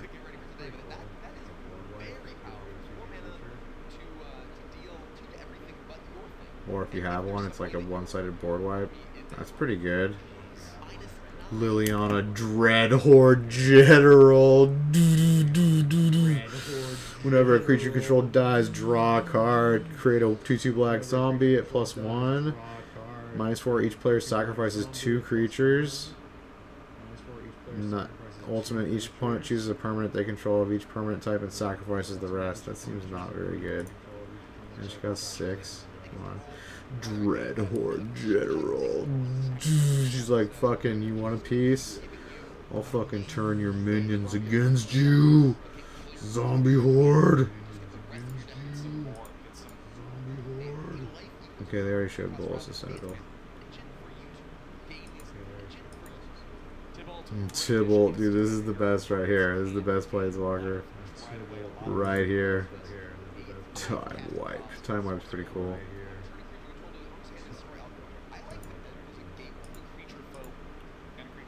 Paradise Druid. Paradise Druid has Hexproof as long as it's untapped at 1 mana of any color. Ooh, that's kind of cool. Mana Dork that can't be shot down. The turn it's put out. That's kind of nice. And it's a 2/1. Okay. F&M promo. Okay. I like that picture. That's cool. That's cool. Oh, Jace. Is this Jace right here? Ooh, Wielder of Mysteries. If you would draw a card while your library has no cards in it, you win the game instead. No way. Why did they make this? No. It's a dirtling fucking Planeswalker. No. +1. Target player puts the top 2 cards of their library into their graveyard. Draw a card. Really? Draw 7 cards, and if your library has no cards in it, you win the game. What? What? Okay, he's kind of good. Maybe. I don't know. He costs 3 blue. Okay, he's kind of good. Maybe. I don't know. He costs 3 blue. He's no Jace the Mind Sculptor, that's for damn sure. Wielder of Mysteries. Look at me and my blue energies. My blue energies. Ah, yes. Not very strong. Alright.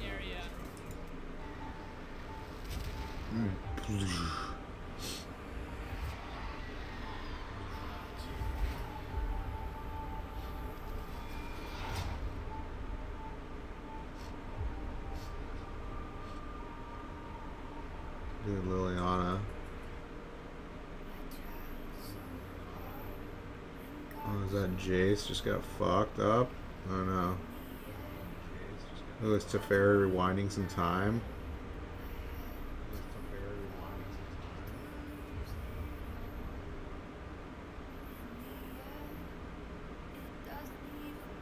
Boom, Teferi rewinding time.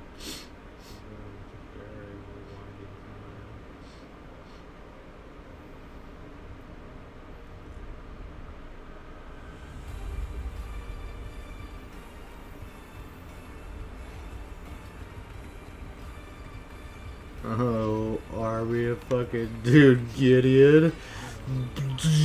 Gideon going for it. Oh, Bolus is pissed. Look at his face, dude.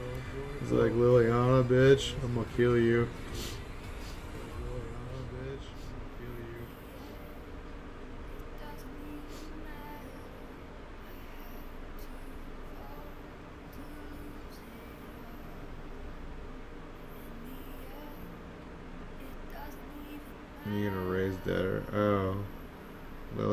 pissed, dude.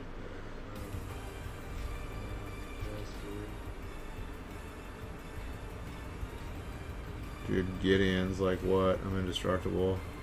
Can't kill me.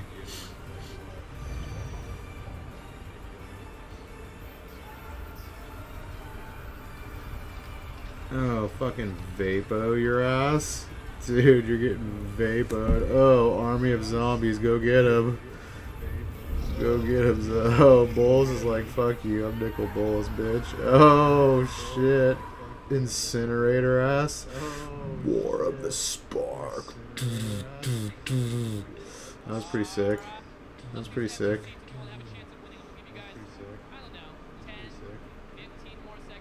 Oh, some prizes. Doing some prizes. Alright, fuck this, dude. Let's get back to the fucking game. Savitz versus Glagowsk. Yep, we know he's playing blue-red, and we know Savitz is playing Esper and mono-white. We've seen their decks like 20 times. Let's go. Alright, blue versus white. Let's go. It's like Glagowski was on the play. Okay, this is actually will be an interesting match because these decks are kind of more evenly matched.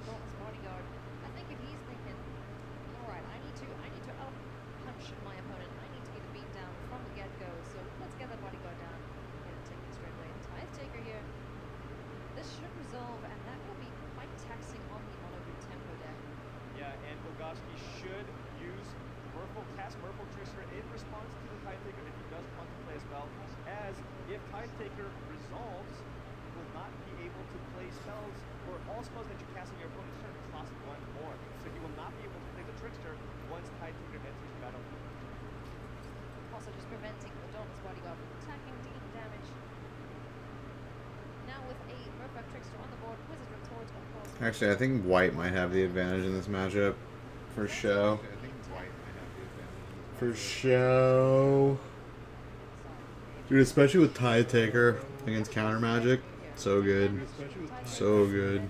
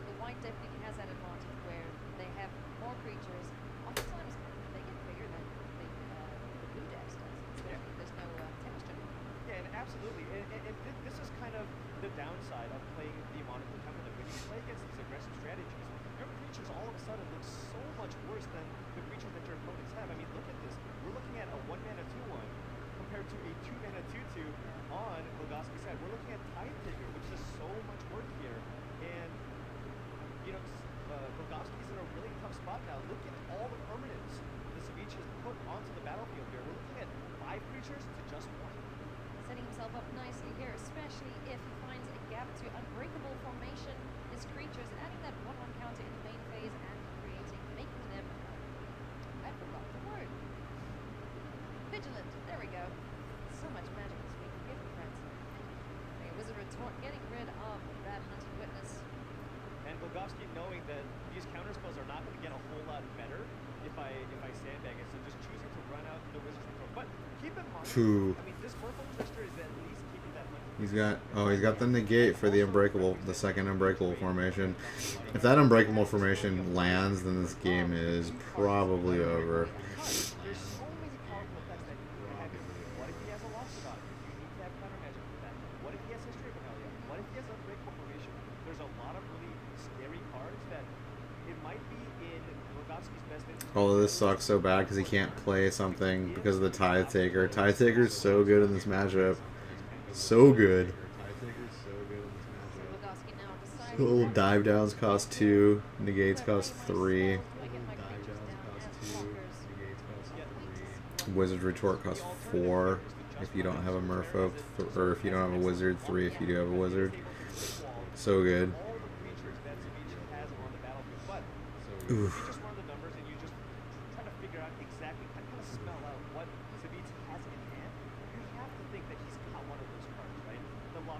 I like to call them the big payoff cards in this deck. You play a ton of one-mana cards, but you have a lot of ways to kind of punish your opponents. You have cards like the Loxodon, History of Benalia, Vanillish Marshal. All those cards are the payoff cards. You simply cannot let those cards resolve in this matchup. Yeah, the 3 CMC cards definitely being the payoffs for the white mini deck. So that's not what you want to see. And then even the Loxodon, it's a 5-mana card, but it's of course that much cheaper with all these bodies on the board. You can in essence pay it for free. Like you pay full price for Loxodon. My Loxodon's often cost 0, maybe. It's usually on turn 3, so. Yeah, those are terrifying, especially when you're on the side of the board and you see that Loxodon. Oh no, my face.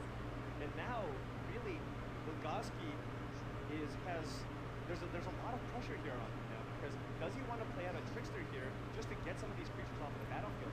He can use Merfolk Trickster, target the Tithe Taker, so that the Tithe Taker no longer has text.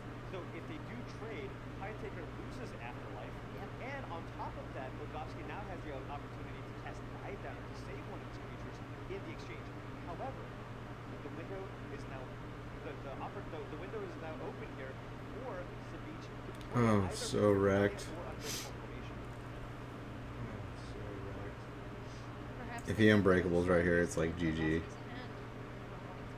We're pretty damn well close. Wait, losing the creatures here, it's not the end of the world.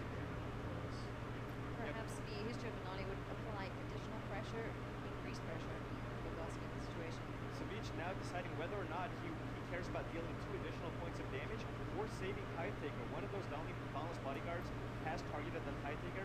And again, Savage, very impressive play here, just recognizing how important Tithe Taker is in this matchup, choosing to save it, giving it indestructible this turn. And this is pretty big information for Savage, seeing the dive down. Canister is tapped out. And now we're going to see a History of Benalia from Savage, and again, the Canister is now going to have to fight through History of Benalia, 2 Knight tokens, and of course Chapter 3, where all your Knights you control get +2/+1 until end of turn. And Nice. Guess he's saving the Unbreakable formation. Surge Bear on blocking duty for Canister. Ooh. Oh wow. That's a goodie. That was an extremely good draw, because Bogowski drew Spell Pierce, but Savage has mana to pay for Spell Pierce. The alternative line of play here for Savage was playing out an Unbreakable formation, but of course that leaves you vulnerable to Spell Pierce. Now, Savage has an attack here with 3 creatures that allows him to flick Legious Landing, while also allowing him to play... I mean, that totally telegraphs that he has Spell Pierce in hand, or opt. Either opt or Spell Pierce. That's all I can play with 2 mana. Tithe Taker. He takes those tithes, demands them, demands those tithes. There we go, hits the board.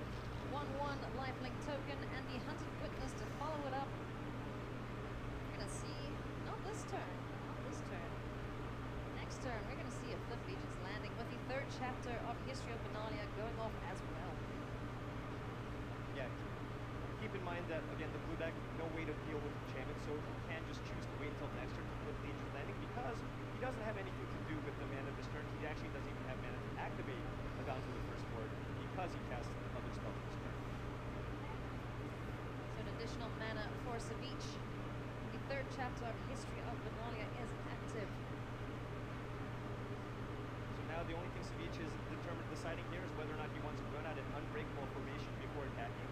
If he does, it will get spell pierced. Keep in mind, Surge Mare's activated ability also can't be used when Tidetaker is on the battlefield. Surge Mare, of course. You know he has either Opt or Spell Piercer in hand. He definitely should not Unbreakable Formation. Don't do it. Don't do it. Don't do it. Don't do it. Do it. Don't do it. Do it. And I try to activate a down to the first board at the end of their turn. That's what you do. Oh yeah, I've done that too. And I'm like, why can't I do this? This is a bug.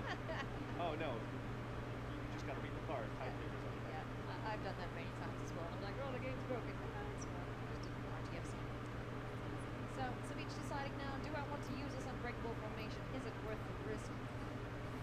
Let's present my biggest threats and my creatures that can replace themselves in the counting limits. And I too. Savich Go on to the live. Go. deciding whether or not he wants to attack with the Tidetaker. I don't think the Tidetaker is as important anymore. He's attack with everything, don't you? He did pretty much deploy all the threats he could, but he's looking like he wants to still keep it at bay. Yeah. PAX Lugovsky's mana here, and now Legion's Landing has flipped. So now, even if Savich draws a couple of lands in a row here, he still has a mana sink here in Adonto the first one. He can still continue to pump out 1/1 tokens. Meanwhile, Lugovsky doesn't really. Yeah, I definitely would attack with everything. 100%. Temperature on the top there. Or canister might cause a little bit of hesitation, of course. Who, Jin? Yeah, and I think at this point, But Sucks though. Play the Jin. Can't spell pierce no more. Oh shit. Oh, is it unbreakable? with that Adonto, Unbreakable. his win condition is Unbreakable. around with Tempest.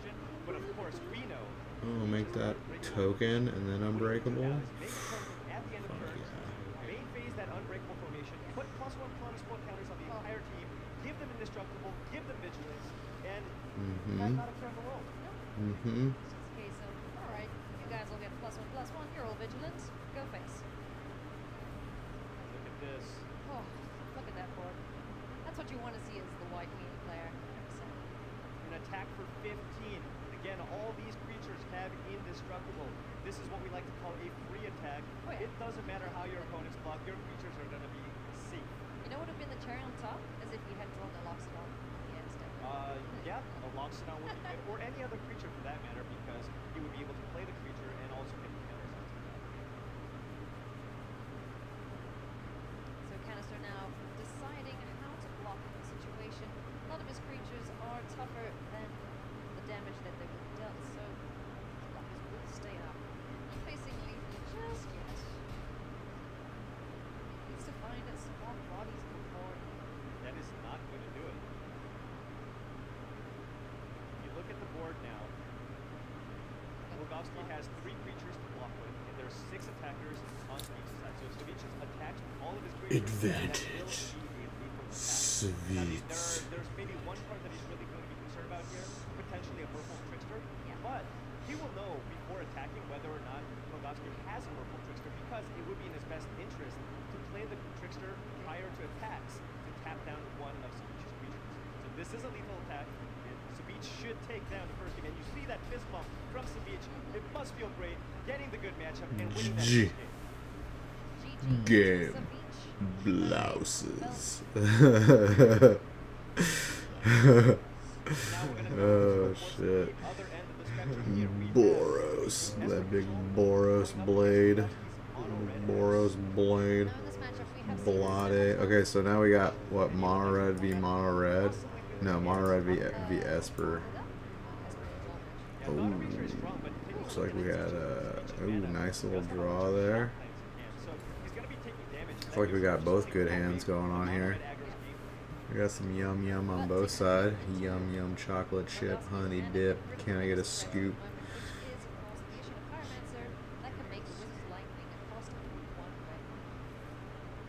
Savich really wants to absorb all those spells with incidental life gain, because that makes it that much harder for Got the double thought erasure.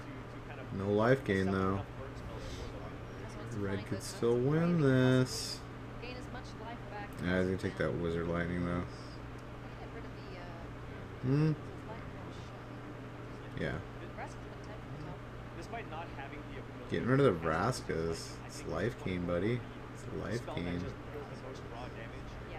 Savage is still at a fairly comfortable 13 life. Of course, he still needs to find an answer to the Firebrand, wants to find something in life. But Nope, that's what you get for playing 18 lands, buddy. 4 drop cards and 2 lands in play. Kowalski drawing the experimental frenzy, but no Mhm. third land, so that will not be hitting the board anytime soon. yeah, things are a little bit awkward here Yeah. for Savage. I mean, he does Ooh, have shocking Firebrand that. and That felt, a that couple hurt. of but his That mana hurt. base, he's not drawing any of the ice Dude, you're gonna creatures get there with left. Fanatical Firebrand? Come on. Those shock lands which are dealing, I mean, it's already done 4 points of damage. I mean, you might as well double shock it. Double shock, shock, double shock, shock. Sketchy, a little uneasy there for Savage. He's got to be careful with his life total here. Yeah, and now even Savage is considering what he wants to do here. Does he want to not take just say, a point of damage from the Fanatical Firebrand? He could maybe, for example, go for Kaiserrat, but he also just wants to try to stabilize and cast the fairy. So it looks like he's passing. We'll see a camera's insight on Canister's end step.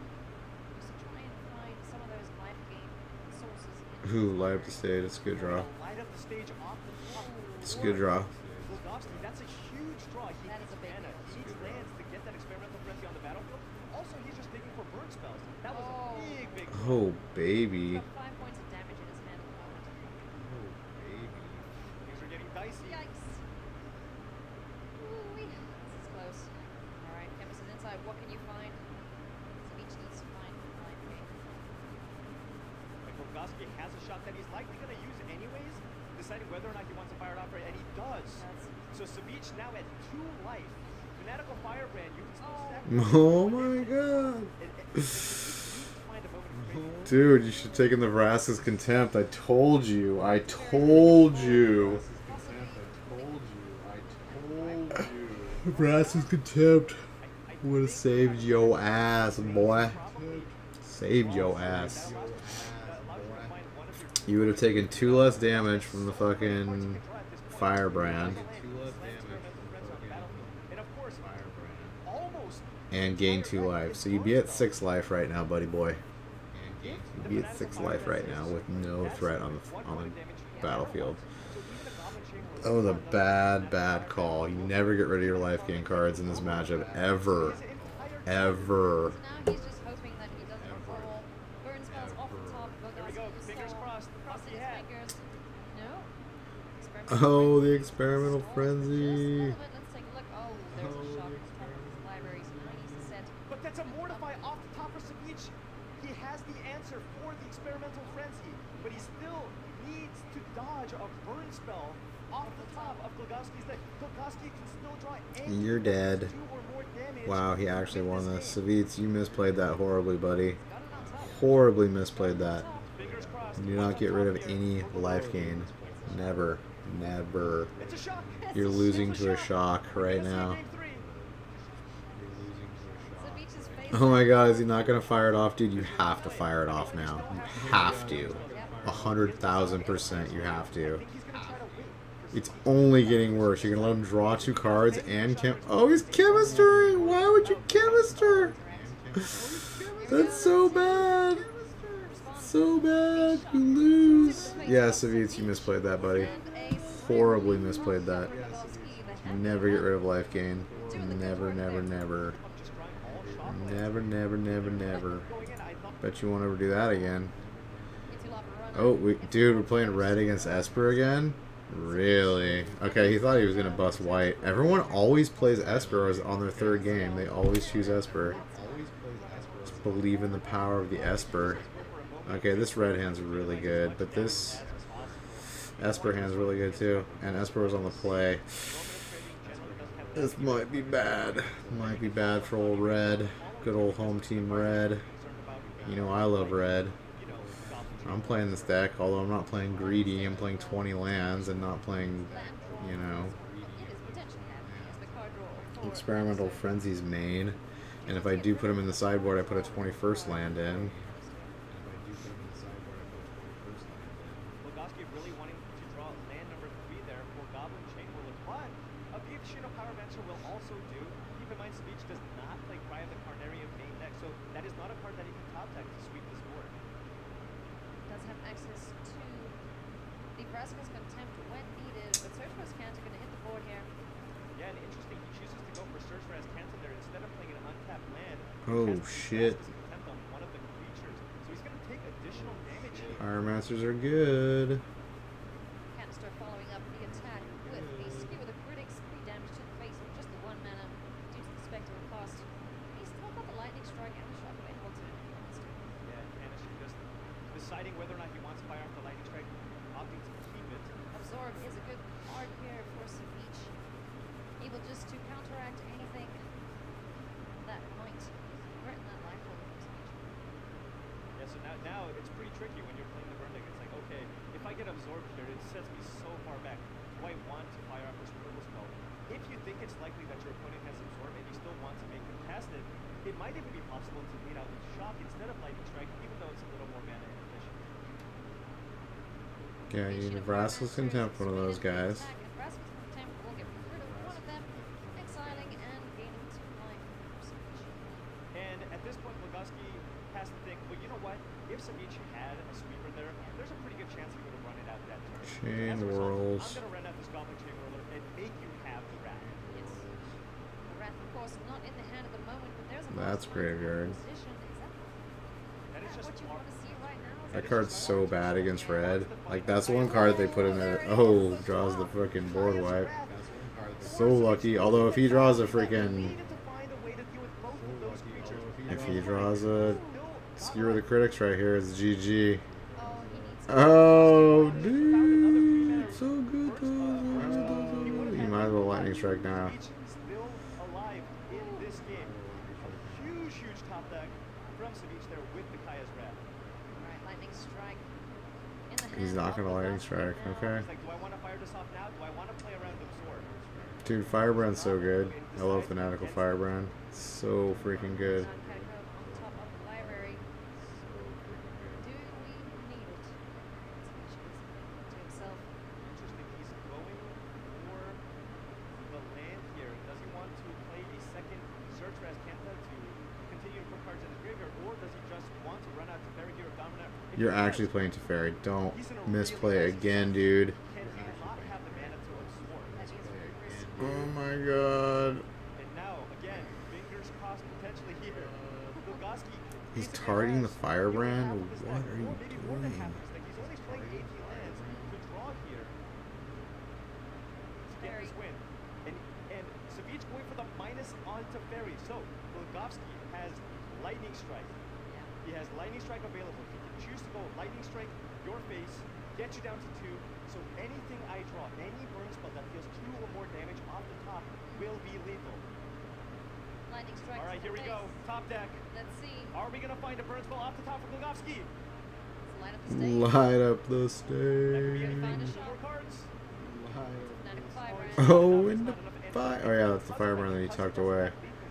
That was... He's going to want to use this Fanatical Firebrand to get Teferi off the battlefield here. I question some of these plays. I question them. And shaking the head there from Glogowski. Super close game. Savage is so close to being able to turn around this game. He really wants to be able to cast this Absorb.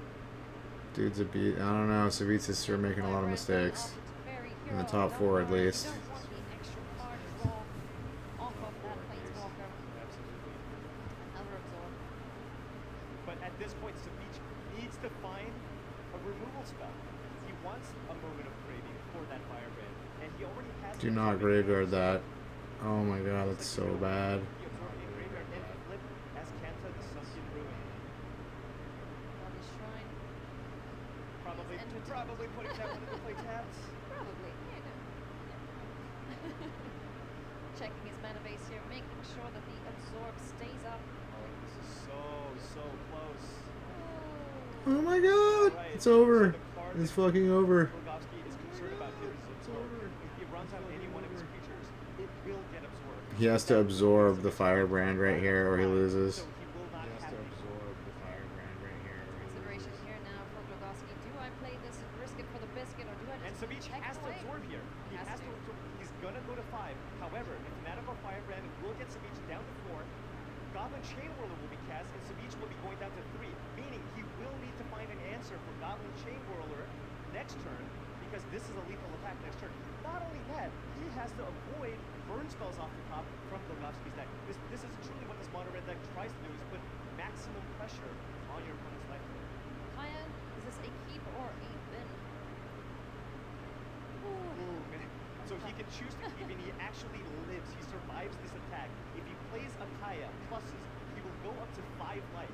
I think Kaya you have to get rid of. She's not good enough right now. However, that means that if Blagowski draws any burn spell, any haste creature, Blagowski will be able to lock up a spot into the finals of the Mythic Invitational. Tough decision here for Savage.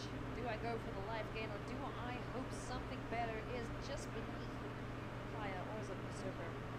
I guess Kaya's Wrath maybe is something that he's looking for here. Graveyard that shit. This is a huge decision. What is it? Brass Oh, you're Brass so is- lucky. Oh, You're so that's a lucky. great That is draw a for him. huge Oh, draw you're so because now he has the answer. He has a removal spell for Goblin Chain Whirler. This is now going to put him to a safe 5 life, and that's extremely important because all the burn in the mono red deck deals damage in chunks of 3 damage. So now he's going up to 5. He's going to take a hit from the Firebrand, but even a Lightning Strike off the top won't do it for Blagowski. You can see the relief on Ooh, he his draws a face land. there. And a little bit Ouch. of a- oh, gosh. Oh That's my so goodness, ouch. that is a land, and that's exactly what Savage did. Look at him, that side.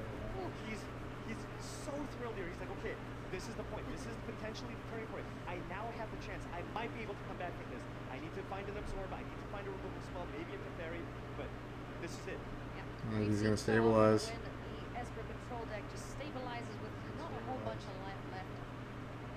Savage now going to dig. Why would you do that right now? No. Possibly the moment of craving. I'm gonna slap you, Savitz. Jesus. Stop making play errors. Oh, Wizard's Lightning. That's like the worst thing. So if Savage actually activates Esper, You gotta go for it, though. You gotta. He's got 1 card in his hand. You have to go for it. You have to. 100%. I was actually very curious. I wasn't sure if he wanted to actually drop that syncopate. I mean, he can't search for Ascanta. Because Kevin is something He has to syncopate for 3, so... I think you want to draw anything else. Even a removal spell for the Firebrand means that you're safe from a 3 damage burn spell off the top. So I wasn't sure about wanting to keep that syncopate on top in this matchup. I feel you have to fire off this Wizard's Lightning. Like, you have to. If you force the action, you could just wait. You just attack, let your opponent flinch, and then go for it. Let's see now how this plays out, friends. It is getting super, super close. In this matchup, Savage needs to find a way to stay alive. Okay, you better not activate Ascanta. Don't activate it, dude. Just passing. Any burn spell you lose if you activate search for Ascanta. If Savage activated as kind of something and found a moment of craving, Yeah, it's really easy math, dude. It's really easy math. and now this is Any burn spell in the deck can kill you. Except for Skewer the Critics or Shock, but yeah. Lightning Strike or Wizard Lightning, both live. Don't be an idiot. Yes, my turn. Good job. Good job. choosing wisely here to play around a potential burst spell from the. Wow, that is an insane. That's a super heads up play because he's thinking to himself, why did I not? Look at that face. Look at that. Oh my Yeah. goodness, look at this. There you go. Oh my That's God. why you don't He's getting the fucking... payoff with the not activating as Canton to Sunken Ruin. This is ridiculous. Wow.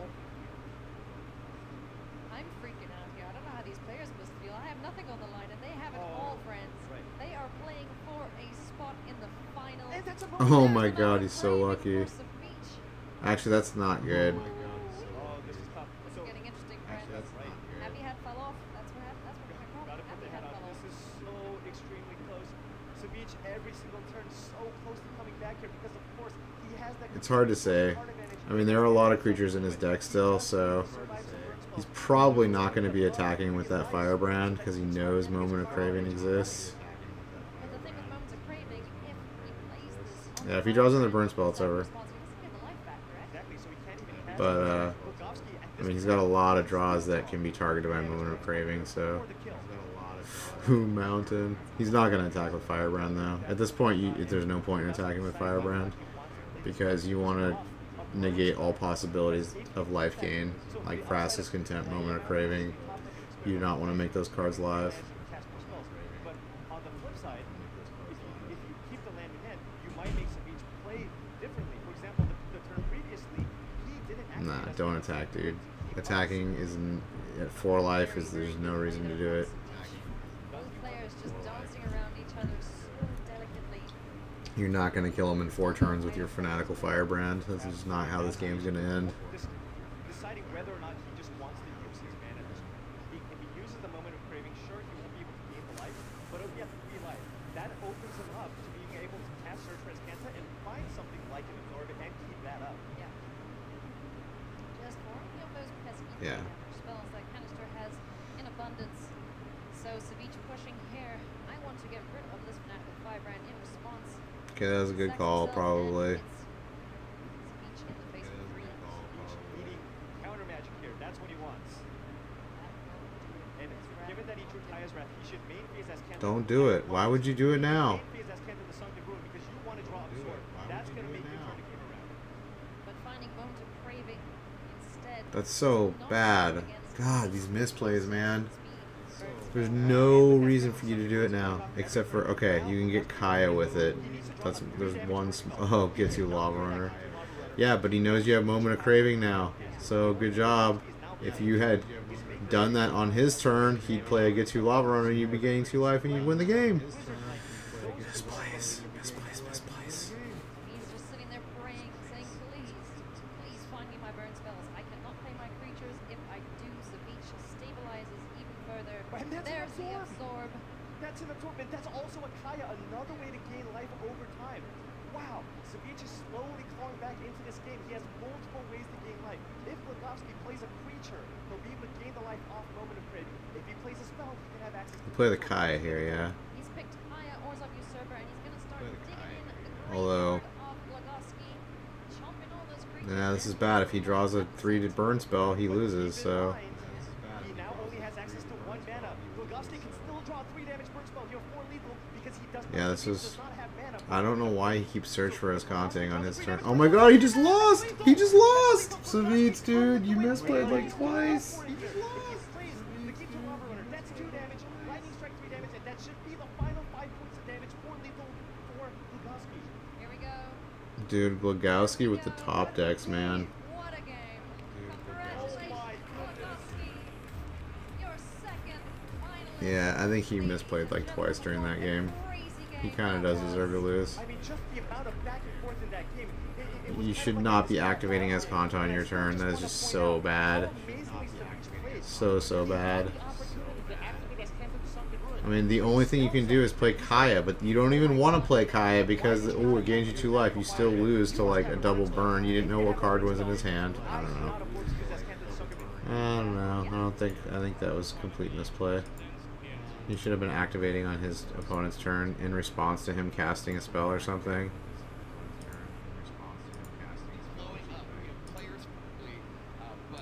And again, if he gets absorbed, oh, he knows he's got an absorb in his hand. He knows he has a Moment of Craving in his hand, so obviously he's not going to play into it. It must be the pressure. I don't know.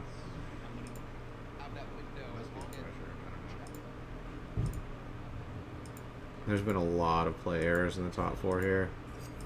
A lot of play errors.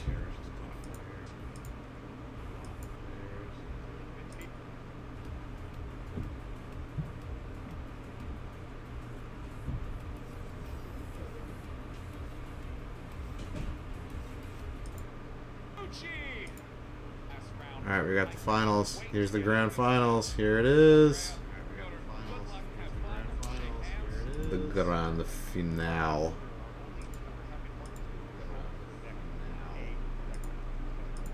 At least we're not going to have an Esper mirror. That's good. I'm glad for that. I'm so sick of seeing the Esper mirror. I just don't want to ever see it again. Alright, here we go.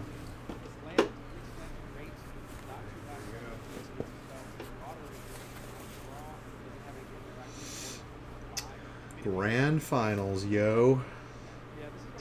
Here we go. Mono blue versus Esper. Seems good for Glogowski. I think he picked right for the decks. Keeps a good hand. Yep, here we're off to the races. Looks like both hands are decent. Well, no removal in Mengucci's hand, so that might be a problem.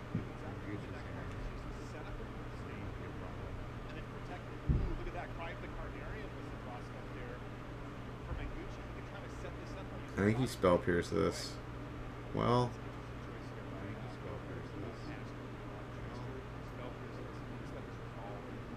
no, he's just gonna let it go. Okay.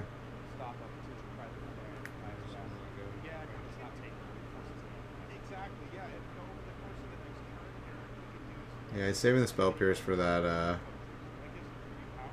He's basically saving his counter magic for a board wipe, which is actually going to end up paying off here. So he probably made the right decision here. So he discarded the Wizard's Retort.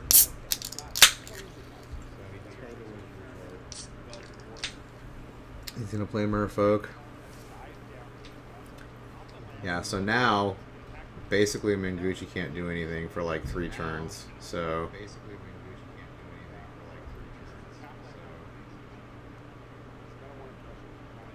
yeah, he's going to throw out another Trickster. Yeah, that was the right play for sure. A lot of people would have spell pierced that Thought Erasure, but because he did that, he can't play Cry the Carnarium.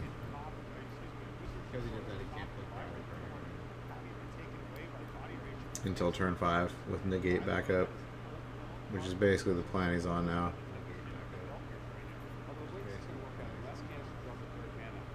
Oh, Curious Obsession. I think you play it, don't you? Yeah, because if you force him to play the Negate right now, then he can't... Oh, that's a misplay. I think that's a misplay.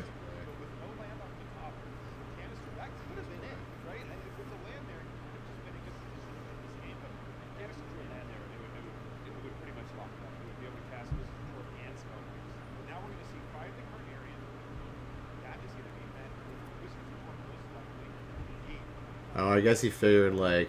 Okay, never mind. I guess if he plays the Curious Obsession... Well, if he plays the Curious Obsession, then his Merfolk Trickster stays alive from Cry of the Carnarium. And, yeah, he misplayed that. He should have played Curious Obsession, and then if he Kaya's Wrath, he would have been able to Spell Pierce it. So... yeah, I think that was a misplay. He didn't think about Negate.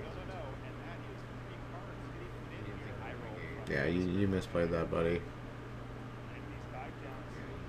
And he would have had a card from Curious Obsession.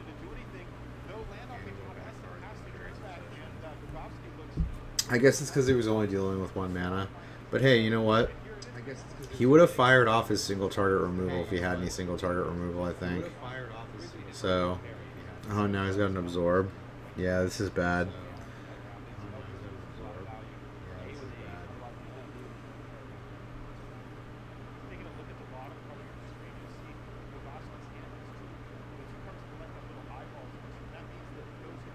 Yeah, he's got another board wipe. Yeah, this is bad.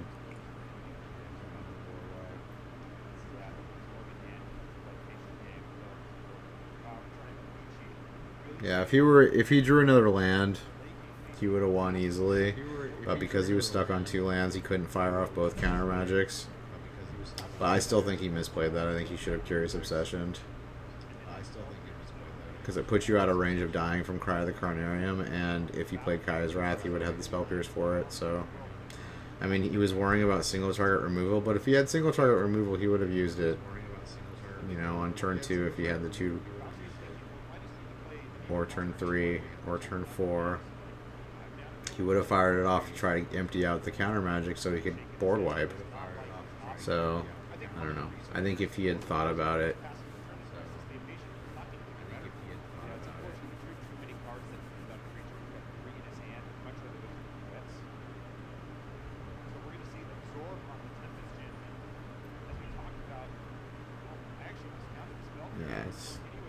slipping out of his grasp now. This game is slipping out. Yeah, Teferi's coming down. Yeah, it's probably GG right now.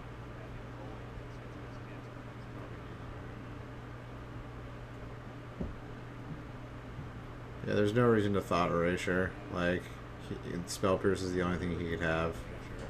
Yeah, this is over.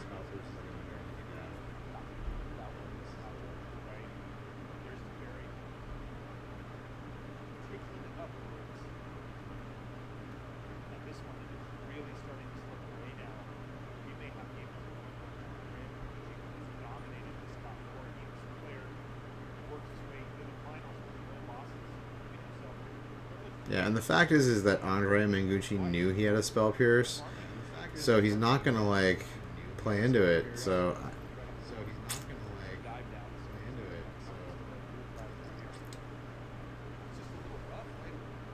I think he should have Curious Obsession that turn, like turn 5 or whatever it was, turn 4 or 5.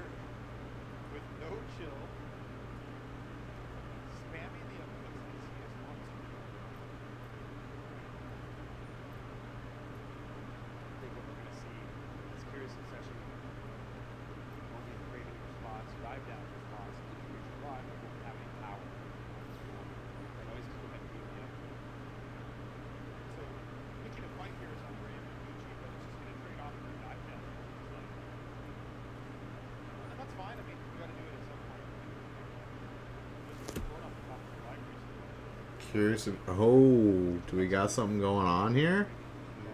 Do we got something going on here? I think we got something going on here.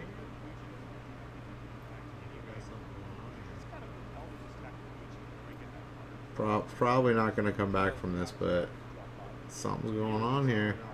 Gonna draw a card. Okay, we got counter magic with dive down backup. All right, we got something going. Go something. Go something. Although he's got freaking flipped as Concha already. Oh, Mortify. Yeah, this is over.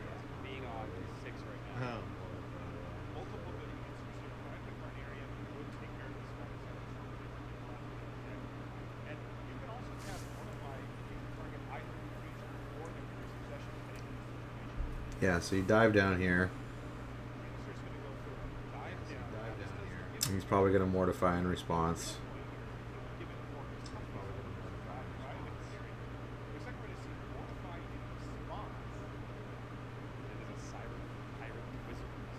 And then the Wizards retort the Mortify.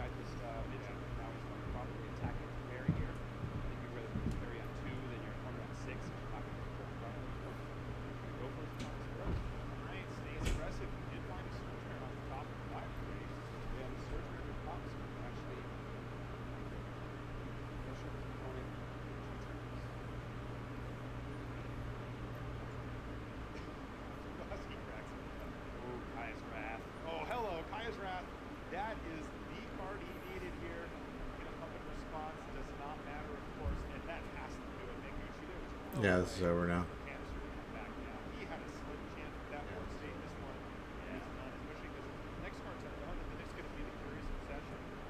Go past it if he wants, but Mengucci has an absorbing damage to stop the next turn from that high. Very still taking up. You want time going in here, dude? Another Siren Storm Tamer. Off and way off. Again, Mengucci's whole entire game plan here is just keep the board clear. Although, not fire up. Yeah. That resolves your Okay, he's gonna just concede, man. Just concede.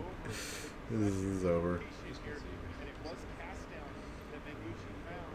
He's going to counter it. He is going to counter it, but of course that will cost him his Siren Storm Tamer. So same effect no matter what. Another absorb that is insurance on insurance. Backup plans for his backup plans. And Andrea Mengucci is going to end up winning game number 1 here. One game away. He's 1 game away. Title of champion. $250,000, and that is the concession. Andrea Mengucci, you saw that look of relief on his face. He knows how close he is. We got some This is about as close as it misplays. gets. You got him. We got some misplays. Sandwich. This is, if it is favored, I don't think it's Yeah, he should have Curious Obsessioned on turn 5. Wow, we are actually underway here. Yeah, what the F? Wow, he's got the time to back it off. That's his lucky hat. He's got to spin it to win it. And boy, That was kind of like a hat for game one. I'm not trying to spot you in a game. now you don't waste your luck.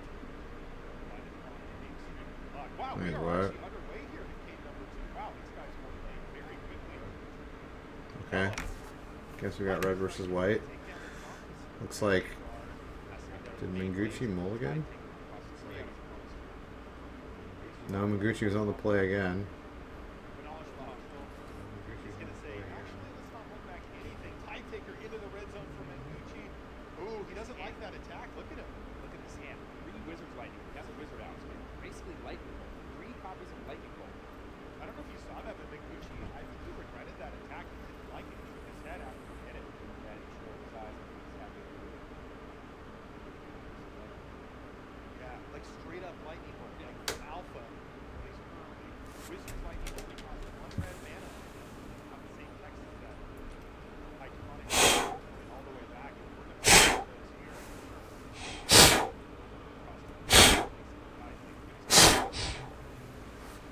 Once you pull that tie picker back, block. Yep, and that's what he regretted on the last turn. He said, I just don't want to trade him. Yeah, you really need Chain Whirlers in this matchup. Chain Whirlers like the best card. That's half, by the way, the Mengucci's life right there. That's really Although this matchup's just good either way for the red player. Although Tithe Taker makes it less good. And when they get the plays where they get Loxodon out really early, it gets bad for the red player. So Loxodon, I mean, but it's hard to get Loxodon out against red because they keep your creature count down.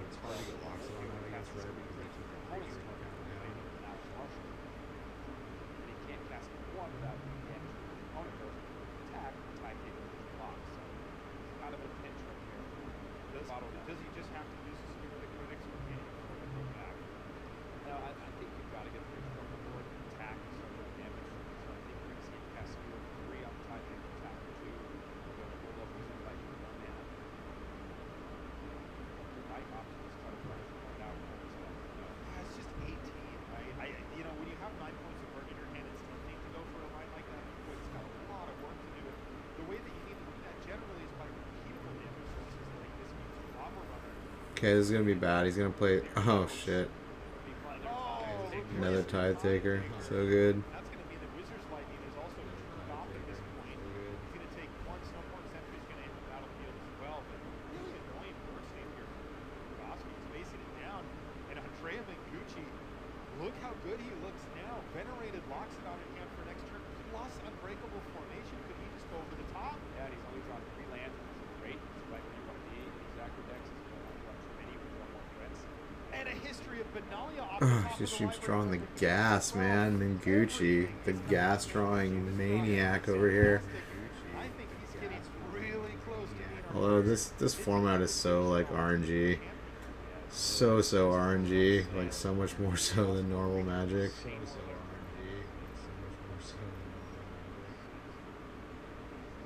And also with them all being coin flips to see who goes first. Just like Too much RNG. And they're not even doing best of 5. It's like best of 3 in the top 4. Like, come on. Like, at least in Hearthstone, it's like best of 5 or 6 or even 7. They have like really big ones sometimes. Like, you have to play a lot of games.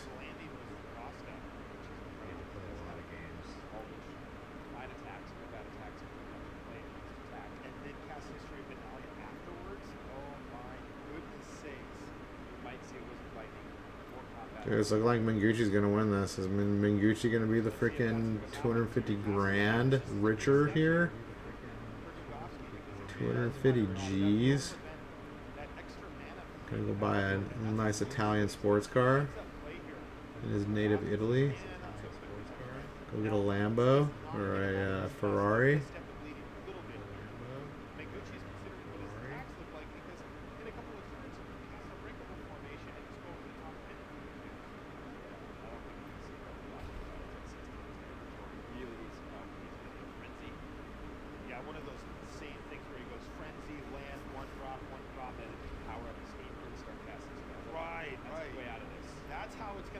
Yeah, red being on the defensive is not where you want to be.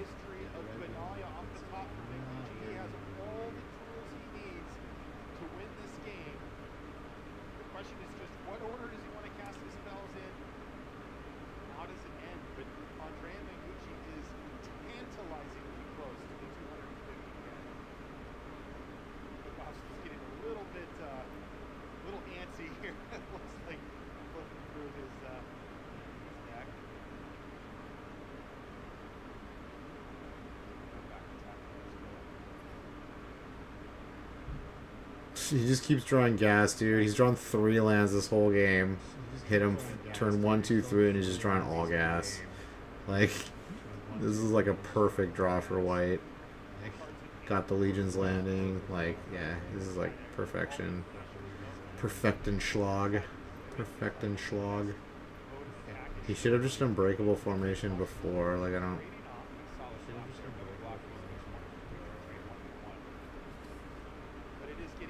get why he didn't Unbreakable formation and just swing with everything. He's got 0 cards in hand.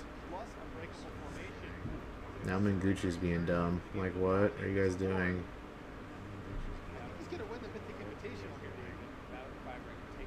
That would have made your whole team indestructible and vigilant and have +1/+1 counters on them. Like, how do you lose? You don't lose.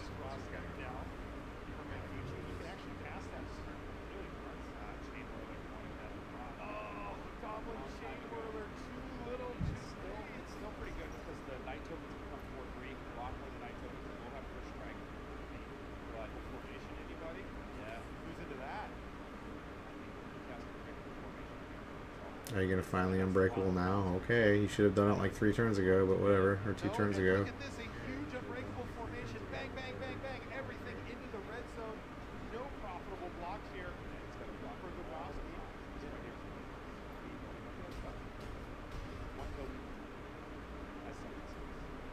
That's right, he's down to 3, facing down a huge board state, and there are no cards in mono red. They can get Pyotr Godowski back. This was Andrea Mengucci's day.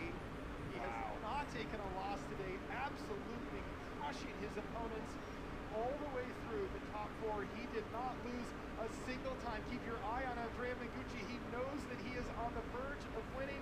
It's a pass back. All he has to do is click, attack with all of his creatures, and we will have our Mythic Invitational winner.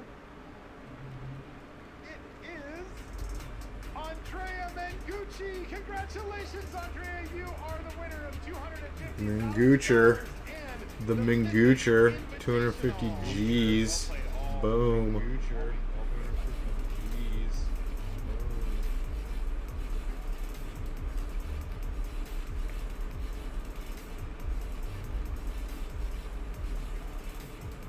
What a fantastic performance for Andrea Mengucci and Pyotr Godowski. Yes, Dominguez. I love Javier Dominguez. That guy's awesome. Those are like the coolest guys. Like the Italians and the, you know, people on that team Hallelujah. Those guys are all cool. I like all those guys. He's got the big chance going out there. Boom. As well. You can see he stands Got there. What is your Much, you know. And then Gucci. The Gucci. Boom. Hold that trophy high. Where's the fat check? Where's the fatty check? Savitz, you misplayed, bro. As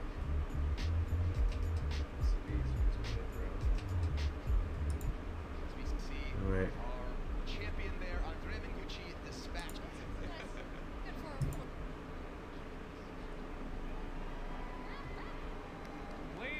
Where's the check? You get your fatty check? Come on. Where's the fatty Bobatti check? Oh, the daytime TV. Dude, he looks like he smoked a little. Rocking the gun. Homie's rocking the gun. Dude, Cheon, you're so short. Like, all these dudes are like way taller than you.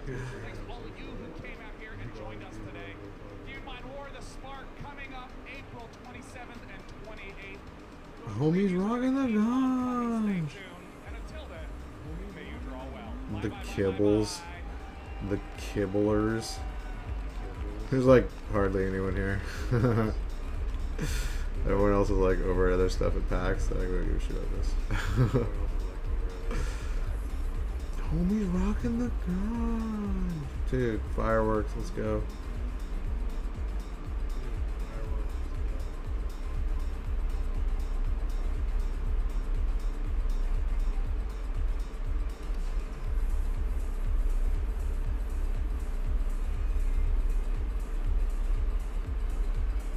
Dude, those crazy harnesses with the cameras, those things are sick, dude. I want one of those. I want to make a movie with one of those. Those are fucking sick camera. I wonder how much those cost. It's probably like, that rig right there is probably like 20 grand. All in all, the camera and everything. Maybe more, maybe like 25 grand. It's expensive though. That's like a high, you could film a movie with that easily. Easily. HD movie. Alright. Well, that concludes our very first Mythic Invitational with MTG Arena, and Andrea Mengucci came out on top, 250,000 richer. I think there's a lot of bugs that need to get worked out before they do any more of these MTG Arena tournaments. First of all, no more Singleton. That shit needs to go. I don't know why they think they can just market the game and do the game that way when the game's been going best of 3 with sideboard for 26 years. 26 years. Well, it'll be 26 years in the summertime, so almost 26 years. Stop trying to change the game. It's not Hearthstone, okay? If you want to make a Hearthstone game, go make a shitty Hearthstone game, but like, leave Magic the way it's supposed to be played, okay? I think after seeing this, I think there's not going to be a lot of interest in the Singleton bullshit. I'm hoping, at least. They need to put it back to normal Magic and just use the new Arena program as, because it's more visually appealing. People want to watch it more, and just go back to normal Magic though. That's fine if they're not using Moto, because Moto looks like shit. Obviously, that's why they don't do, like, you know, they don't like televise the Moxes or anything like that. But yeah. That's my input. I think they need to just go back to normal Magic. None of this, like, bringing multiple decks, like, no sideboard, Singleton. Get all that crap out of here. Like, just get it out of here. But yeah, other than that, thank you for watching. This video is going to go up on my YouTube channel, lock_daddy. It's going to be on my highlights page and Twitch, which is twitch.tv/lock_daddy. Follow me on Twitter, @lock_daddy1. And yeah, come check me out. I do commentary on the weekends, and on the weekdays I stream games like Dead by Daylight and Let It Die are primarily what I stream right now. Peace.